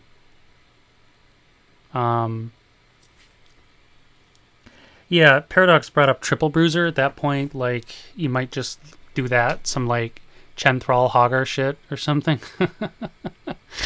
I mean, like, right? So, there's so many ways to win, and the effectiveness or the efficiency of it largely boils down to how well you not only A, understand it, but B, your ability as a team to execute it. And that could make even a quote-unquote optimal strategy, well, terrible for you because maybe you just struggle to execute it. Maybe it doesn't suit your team. But so far, I'm seeing you play better when you play around each other, like with these sort of wall warriors like Arthas. Those are the best performances I've seen. Or that's not true. Alternately, we have the Chen, so that's very interesting. Mei and Johanna don't really seem to be your jam. The Diablo was really awkward when I saw it. Like, it was kind of solo YOLO Diablo. Not this series. It was like a week or two back when I played with you guys for the night. To the point where I said it, where I thought, like, yeah, you should probably just bench the Diablo at this time because you're not playing around each other. But now with some more practice. How does he turn into 3 pandas? Because it's Storm, Earth, and Fire. He's like a panda of the earth, man.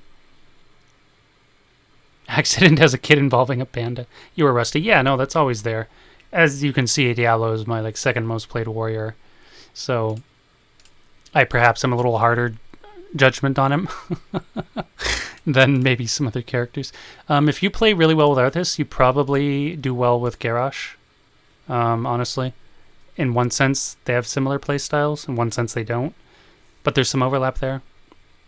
The team and you definitely like more on-demand CC, which Johanna and Mei don't particularly have. You may consider... Can't trust a panda. You may consider kind of benching them unless Falling Swords on one band. Then we're happening because you have such a good Anduin player. Definitely want to peek a little more like the ETC Diablo. If I recall, you had some sick ETC plays. The one game we played, I think it was like Garden of Terror or something. Your dances were like hell on point. So, I mean, scrims are like practice, so you should practice. But I wasn't like the Mei Johanna were. You didn't look like you were having fun. You didn't look confident. Arthas looked like fun and confident. So that's what we're looking for, like naturally. If you like the Chen.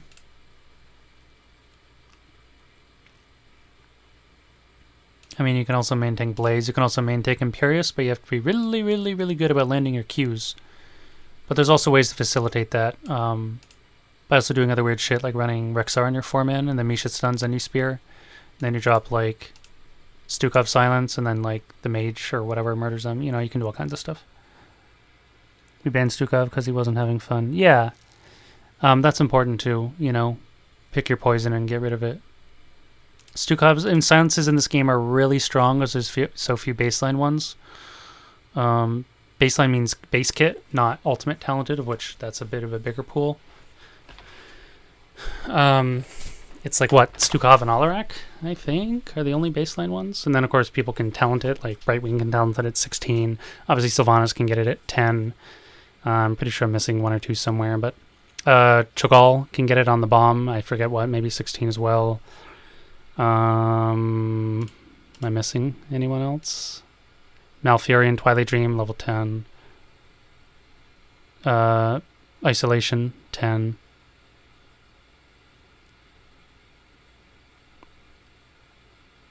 I'm talking about pure silences, not like stuff like Horrify, which is technically, in a sense, a silence too.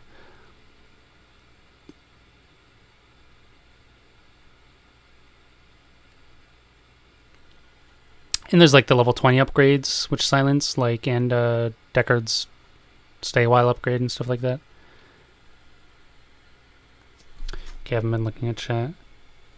Varian, question mark? I don't know. Varian's a good hero. I mean, I haven't looked at his stats in a while. Here.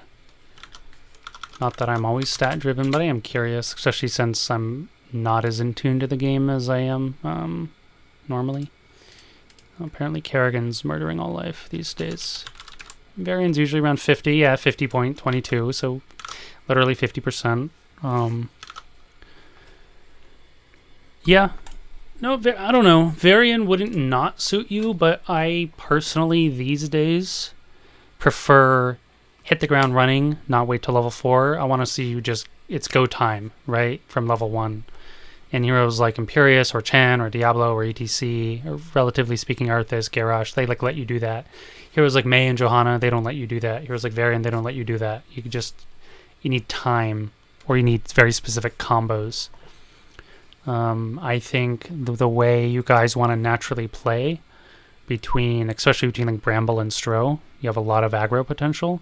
And with Rue playing quite solidly, although as we said, I'd like to see maybe some bring up her other healer performances to the level of her Anduin. And Clyde just filling in whatever that is as a finisher or as whatever he does.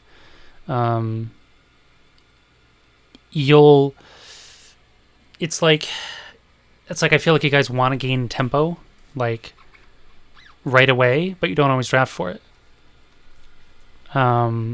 That's why I'm suggesting avoid the Mei, avoid the Johanna, avoid the Varian. He's Bruiser now, I forgot. Go with stuff with mobility, on-demand stuns, your Diablos, your ETCs. Arthas you played well with, Garrosh definitely, especially if you know how to like flank or intercept. This hero is mega nasty. Mega nasty.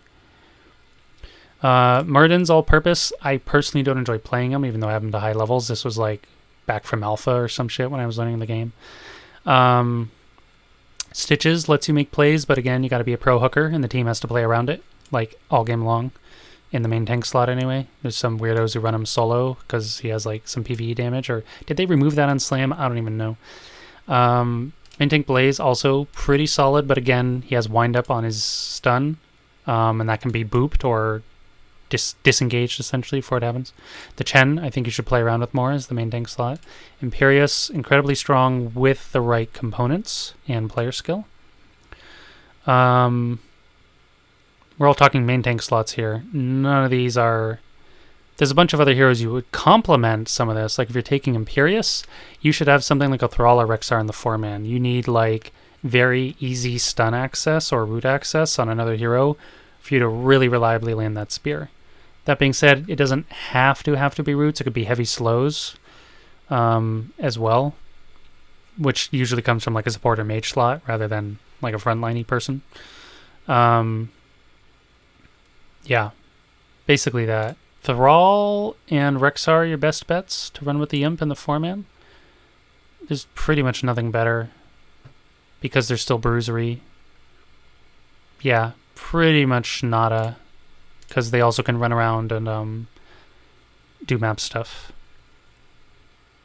And then you drop like a Stukov in there or something with the silence, and it's actually like a much nastier version of Varian because you just go this, right, and it gives you 6-second spears on a single target. If you manage to hit 2 targets, I think it's down to like 2 or 3 seconds spear cooldown. If you hit 3, I think it's just 0. It's just straight like spam it again. It might need to be 4 targets now because they have been mucking with this. In any case, you basically have 6-second spears. So every 6 seconds you can threaten a spear, which is huge.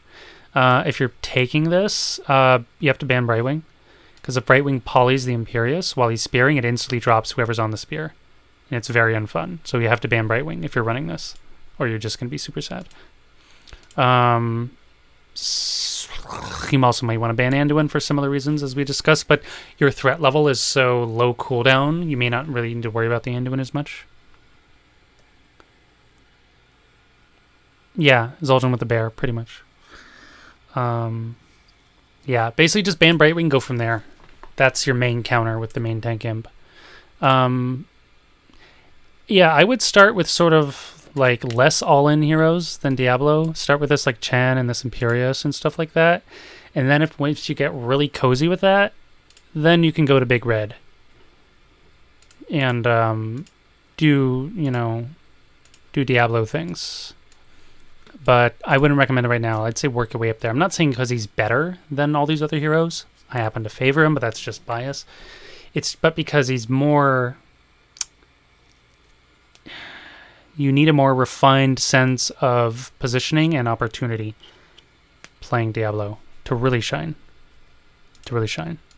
Versus these other heroes who have more flexibility. Diablo has less flexibility. And has to be played around more closely and more perfectly than these other heroes we're talking about.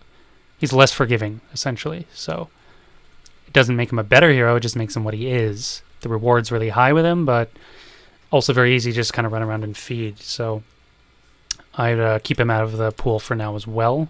Out of the working pool. Keep him on the future to-do explore list once things are super cozy and not rusty or anything like that. Yeah, play around with that next practice or scrim. Brightwing strong. I mean, she's almost always been strong. She's never really not been strong. That's true of all the globals. They've gone through brief overpowered phases. But for the most part, if you leverage their global, they're really good heroes. If you don't leverage their global, they're weaker than their in-class counterparts because for balance reasons, they're not as strong as them, pound for pound. But if you leverage the global, then they're theoretically better. That's the whole point. But, she is a pretty flexible hero, Brightwing. She can do some fun stuff. Polymorph's always amazing, Movement speed, spell armor is really nice. Her Q is kind of shite, although you can do some stuff with it. And, they've done this thing now where it instantly activates, which is cool. That didn't used to be there. She has her AoE disable, or soothing mist thingy, whatever. The stun root slow. That being said, this doesn't reapply it. For example, this won't let people get out of Mosh Pit. Same way Malfurion's won't, because Mosh Pit reapplies its stun every 0.25 seconds in pulses. So you need an actual cleanse to deal with that. But it's great against other multi-root kind of shit. Like a Jaina Ring of Frost or something, for example. It's insane. Brightwing and Dahaka were good pooks. Yes, they were. They misplayed. Yes, they did. Yeah, no, they drafted very well game 2 and 3 in this series. If Hong Kong ever watches this, I did step a little more out of my way to make some points because I think they're really cool guys. I have a lot of respect for them. Game 1, they drafted poorly. If they drafted a different mage, I think was my main criticism. The Tassadar was my main issue. I mean, that was my main issue all 3 games. They should have drafted a different mage, but Game 1 especially was just kind of not happening. Game 2 and 3, they were very winnable for them. That being said, despite all that, Game 1, I recall it was dead even until they kind of did some weird throwy thing or you caught them off guard, I forget what. No, it was the Anub chased in 1v5 and fed and then everyone else got run down and I think some shit like that happened.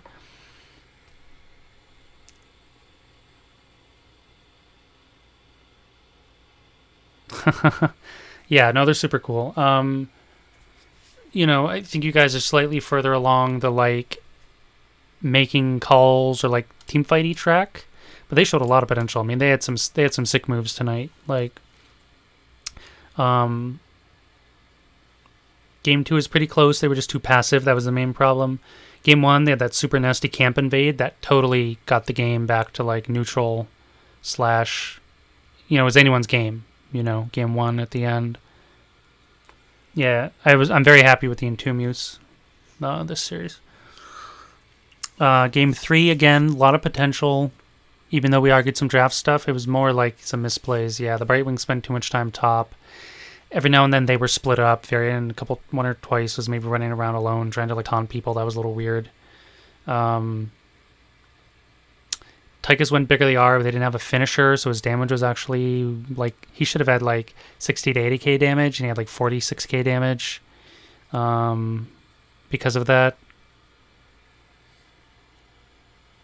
Geo wasn't there, and maybe they had a sub. Okay. I mean, the Dahaka burrows were on point, and he had some sick tongue grabs that got some kills. So I don't think I have too much to criticize about the Dahaka. I think he was doing his job. The Brightwing made weird decisions, and Chromie was solid, but they're relying too much. Like they picked Chromie twice, so they like the hero. I think she's a phenomenal hero. I love the hero, but I don't think they should be picking with the Varian. It's not anti-synergy, but it's not really like it's not the synergy you're looking for. Yeah, and they could be playing with subs or other starters or whatever, and that affects their performance or their synergy or their calls or any number of things it could affect. Yeah, honestly, when I saw that game too, I didn't on stream. I just saw the first minute. I went, "Holy crap, the draft's good!" Infernal, they're just done for. They're just food. They're just They're just gone this game because I knew you guys had a late game draft, and I'm like, they're just gonna get overrun. They're just gonna feed. In the first few moments, they got a couple quick kills, but then I was like, oh, they just completely took their foot off the gas and kind of sat around and let the other team enact their win condition. Yeah, but it wasn't just the Malthael. It was the whole team. The 4-man also was playing really passively outside of like the first 2 minutes or something. So that's the thing too, recognizing the enemy's win condition. Who's stronger earlier? Who's stronger later? Will you outscale somebody or not? How ahead or do you need to be comfortable and all these kinds of things? If you swap drafts, you still win. On paper, there's no good reason your draft should have won. On paper. That's just purely on paper. I used to do this fun thing where I would, back when HGC was a thing, I guess 2016 or 15 through 18 or something, I'd go to Liquipedia and I would go to the tournament page and I would look at the drafts. I wouldn't click on the win results, and I would just go, you know what? I would just go through. I think on paper, they win. On paper, they win. On paper, they win. Or they lose. And I go through like 5 or 10 games, and to toot my own horn, like 8 to 10 at a times, I was right. Like, or sometimes even higher. I remember once I went through like 10 games on paper, and I was just right every single time, and I'm like, booyah. But at the higher gameplay levels, the on-paper analysis is more reliable, because typically those teams and players are min-maxing their heroes to like the top performance, very near the peak performance. So the on-paper analysis is a bit more reliable, but even then, what happens in the game is always, mistakes can be made that shouldn't be made or capitalized on or created, or some player can just kind of go Super Saiyan, whatever, and power up and have like a godly performance. Like maybe they don't play above and beyond their normal limits or whatever, and stuff like that can also happen and totally sway like an on-paper result, but such is part of it. And, anything below like Div A/Heroic in NGS, the draft is practically non-existently unimportant, honestly. Within reason, of course. You can like draft yourself into a hole, but the in-game performance pretty much very easily compensates for any of your draft shortcomings most of the time. That's assuming you understand what those shortcomings may or may not be and lean into your strengths, but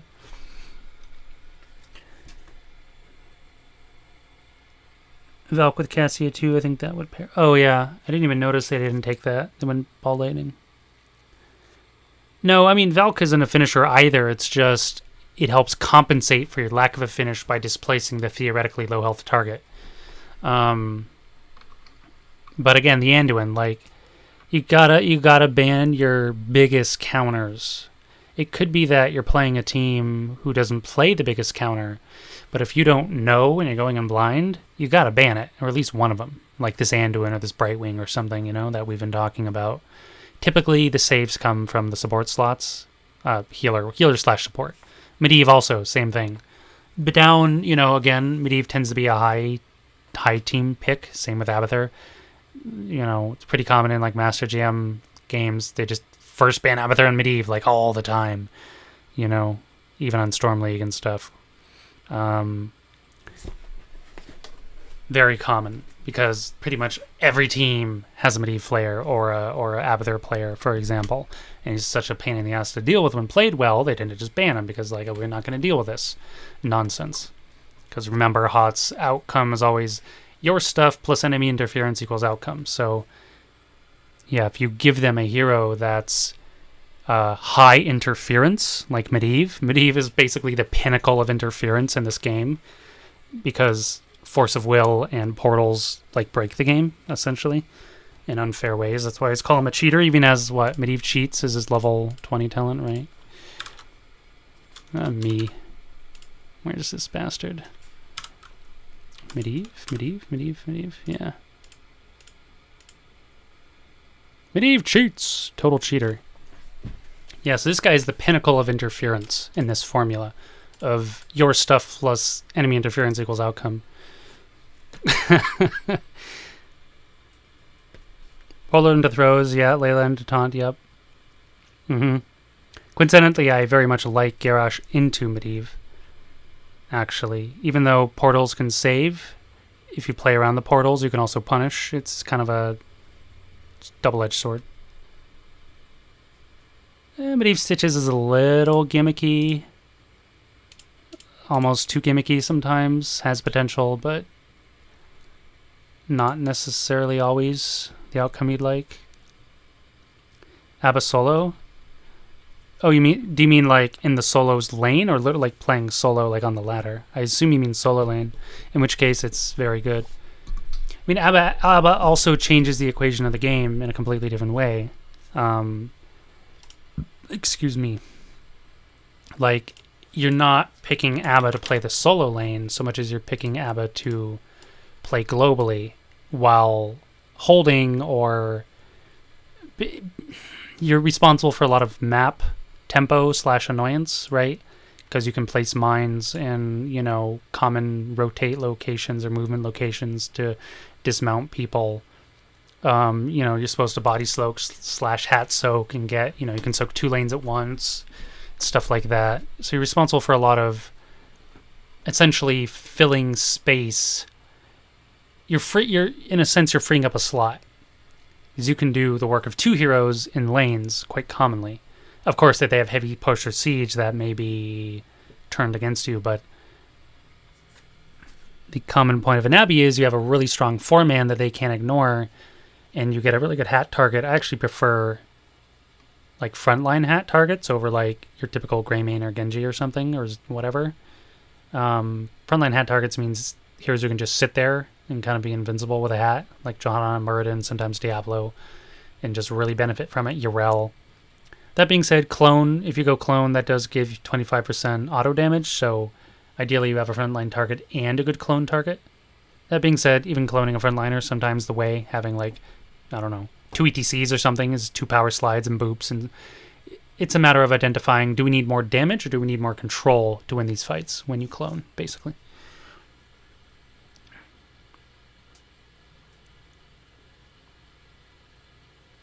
Yeah, I mean, there's a reason why Medivh and Abathur are basically the lowest win rate heroes in the game generally, but are some of the highest value heroes in higher tier / professional play, right? That tells you how good their potential is, or their peak ceiling potential is.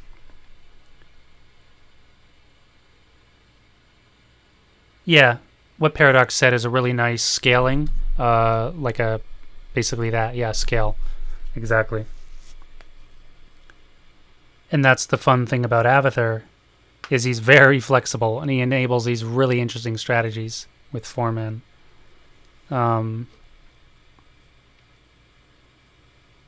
he's also a bit of a cheater. But there's also counters to him. There's ways to snipe him. There's ways to find him. There's ways to hunt him. There's ways to punish the fact that you can have a 5v4.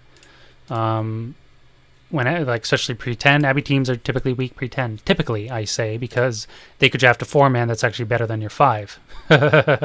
So that's where the drafting element I mentioned earlier, it's kind of like, it doesn't matter what you play. But I'm talking generally, like typical meta stuff, or even slight variations, like your main Dank Chen or whatever. But yeah, you're picking heroes like Abathur or Medivh or Vikings or Smaro to an extent, Cho'Gall, wherever they went. Like the weird heroes, the super weird ones. They change the game enough where your draft really starts to matter a lot more. And you can't necessarily just kind of pick willy-nilly and then expect your skill or team performance to carry you.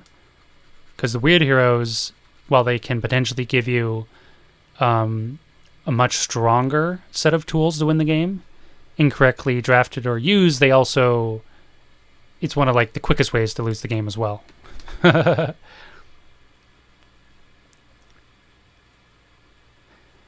Yeah, you basically need like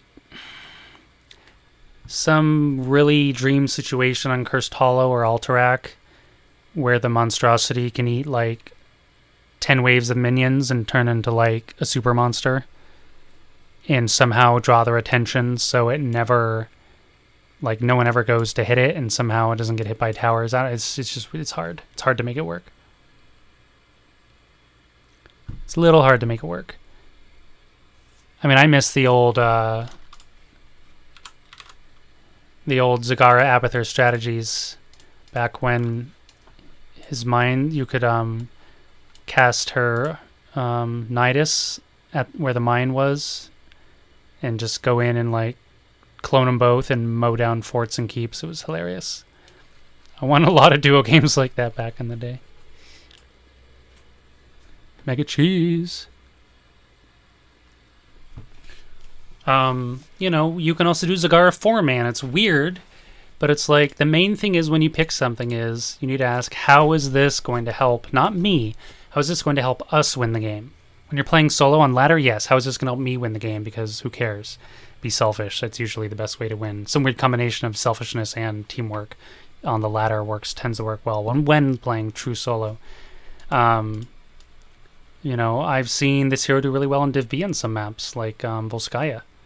Because you get all this creep vision, and then suddenly you have vision everywhere, and you can never really be ganked. And maybe you're playing with like some reach heroes, you can then abuse the fact that you have vision everywhere, and or that she can really bully points, or if you have some free push space while she pushes super hard, but then she burns mad mana. Well, maybe you're running Malfurion to spam mana or whatever. Zag Raynor and Fest Exterminator. Yeah, that's disgusting. Exactly. You're picking a synergy, as we talked about earlier.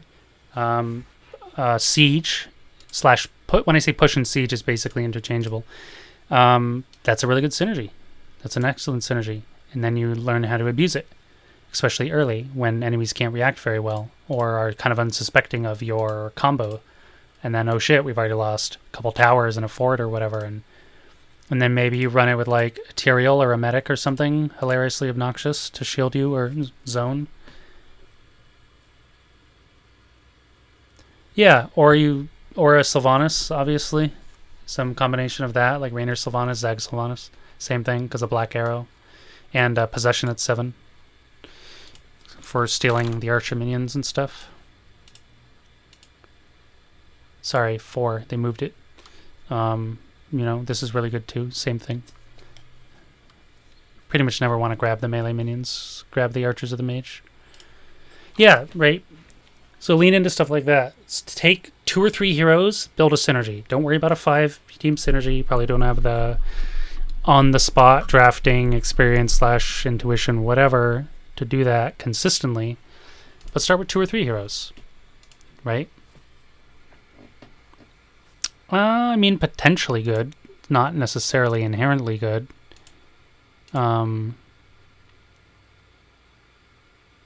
Because, you need the mercs, and sometimes you don't have the mercs, or sometimes they kill the mercs, and then the talents kind of All three. What's Tyrael? Tyrael, Rhaegar, like Rhaenyra, Sylvanas, Zagara? Because that's weird. I mean, you don't necessarily need CC if you have enough mobility and shields, but Rhaegar has no particular business being there.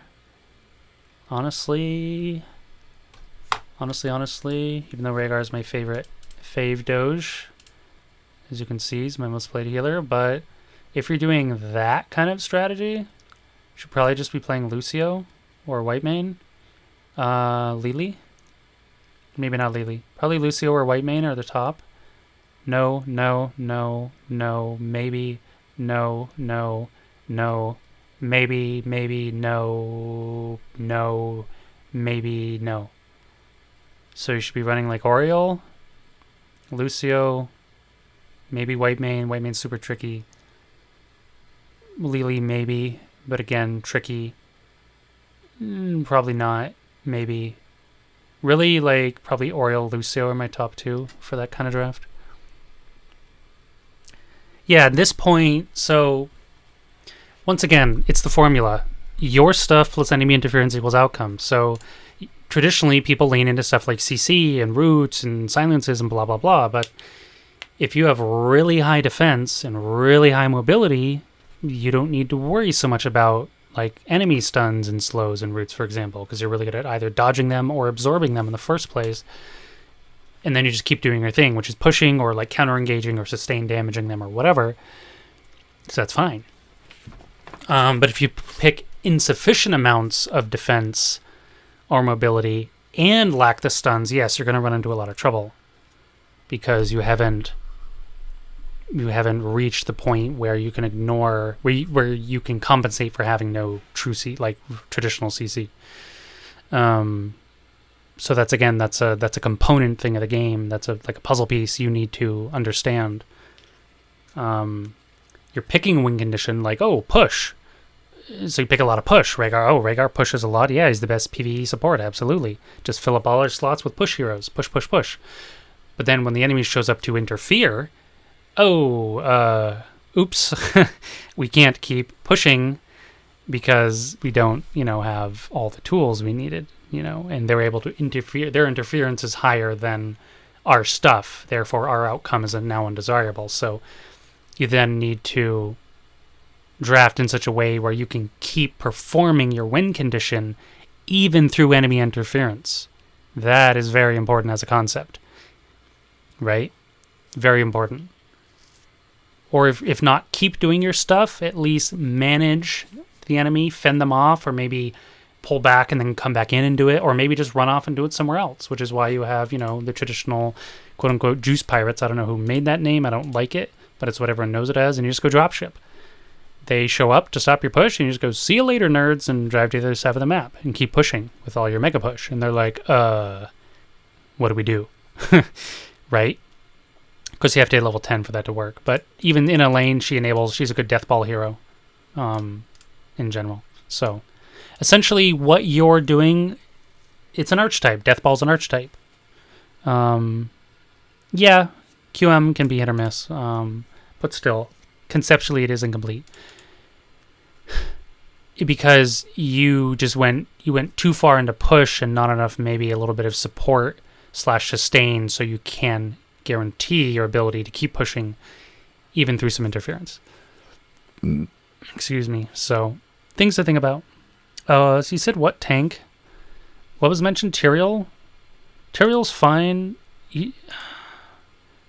But the solo should probably... Someone needs CC. Not needs. Someone... Well, let me think. I mean, if you have Lucio in there, Tyrael's fine. I mean, there's Zoomy. Tyrael boosts move speed. Lucio boosts move speed. Rhaenyra has his own move speed. Like, that's a pretty zoomy team. That's a mega zoomy team. And then we said, like, Zagara. I mean, she also has her move speed. That's actually a pretty hilarious, like, move speed team. Zagara and Creep, anyway. Zagara needs a lot of mana, though, so Lucio's good, but Malph's a little better, but Malph doesn't really do anything, so you're sort of all-inning on a Innervate build for Zagara, which may not work out. It's a little dicey, because you're kind of usually burning your entire support slot on just spamming mana essentially and not really anything else. But since Zagara with infinite mana is like this kind of ludicrous menace, it could be a thing. But realistically, the Tyrael should probably be in the solo in that case. And the main tank should be a Nubarak most likely, because beetles help soak shots, which is very important. Tyrael can buff attack speed though. I think it's 7 or something, or maybe it's 4 now, I forget. Or even greater attack speed. No, it's here. It's 7 now, yeah, it's this. So buffing like your Rainer Zag, whatever, Sylve or whatnot is pretty value. But again, he can be in the solo and just swoop in and cast a few smites and then piss off, you know. Stuff like that. Otherwise, a noob. Take a noob, because it's the Beatles. And he has a lot of disengage. You don't need the engage, you just need the stall, right? In which case, you would take stuff like his Beta Barbs and things like this. You're just screwing with people at that point. Probably Legion of Beetles, Beta Barbs, probably Leeching Scarabs, most likely Cocoon, just again waste their time. These are all good for different reasons. We'd probably take Beetlejuiced. And then usually just go Rewind. This isn't really good enough, other than very specific. This is actually pretty good if you've gone Locust, but anyway, just Rewind. But it's a matter of understanding your condition, right? Like, why pick a Nubarak? Nubarak's usually a dive hero. Well, you're not diving, you're playing bodyguard. But very specifically, he's a pretty good bodyguard, and beetles support your win condition of push, soaking shots, and blocking enemy skill shots, and all that kind of fun stuff. So you're picking him for an atypical reason. Like, most people see a Nubarak, they're like, oh, they're going to pick like a Genji and an Orphea and Anduin Lightbomb or whatever, they expect a different thing. But then suddenly you come out with this like weird push team and a noob's playing defensively. They're like, huh, what? And if it so happens you have a good moment to burrow in, unlikely, but could happen, you can do it. Otherwise, you just chill. You super chill, you throw out beetles, you throw out beds of barbs, and that's it. And then you throw out webs. Even then, when you web someone, you're probably not killing them. You're probably pushing or taking an objective. Most likely, right? So it's using the hero's quote-unquote traditional toolkit in what would be probably considered an atypical way, but the hero has the tools to support alternate win conditions. People just rarely use them. So there you go. Anyway, at this point, I should probably stop running my mouth. We really got to get to bed and get to work tomorrow and all that. But this is fun. Hope it was useful. Happy everyone hanging out. Stro, Hex, Bramble, Paradox. I don't know who else may have been here earlier. Sorry if I missed you. I don't know if like Ragu was here earlier or someone else. Shruffslaw. I actually have no idea who that is. Sorry, I'm bad with names that aren't like your Discord or Battle.net name. Oh, okay. I knew I recognized it, but I wasn't quite sure who it was.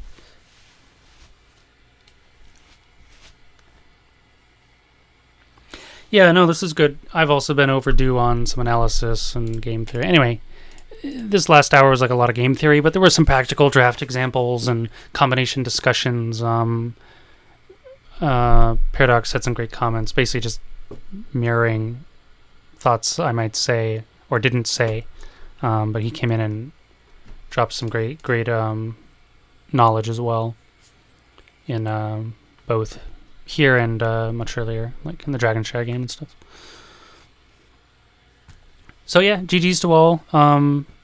It's good to experiment and push your limits. I'll close up with this. For any player, any team. And don't be afraid to make mistakes, also very important. But when possible, try to push those limits and try new things within the realm of how is this going to help us win? But maybe throw in there like, well, how can I help us win while synergizing more with the team? Because there's a lot of how is this going to help us win, but not always necessarily tagging on the, well, how am I going to help us win with the team? It's a little more of, well, I'm just going to contribute this way, not necessarily stuff like maybe some of the mage picks or some of the other talent picks, for example. Also, saying that to Hong Kong, same thing. A lot of kind of spamming the same thing, but maybe not adjusting a hero here and there, maybe not making some bans they should have made, you know. And similarly, you can think, oh, well, like what's the biggest thing that would interfere with our win condition? Typically, it's a support hero, but every now and then it's a particular frontliner and stuff like that. Or again, your heroes like Medivh and shit, Abathur or whatever. But yep, that's it. GG's to all. Good luck, have fun out there in the Nexus, and I will hopefully catch you sooner than I have, because I don't think I've streamed in months. And I do enjoy it. I am taking more of a break from my HOTS coaching and casting in general. I mean, I haven't casted in ages, but I'm still doing it. I'm working with Infernal Affairs, and I'm working with Death and Delay. Though I mostly yak with them on their Discord more than anything. But yeah, GG's, have fun, and I will see you next time. Take care.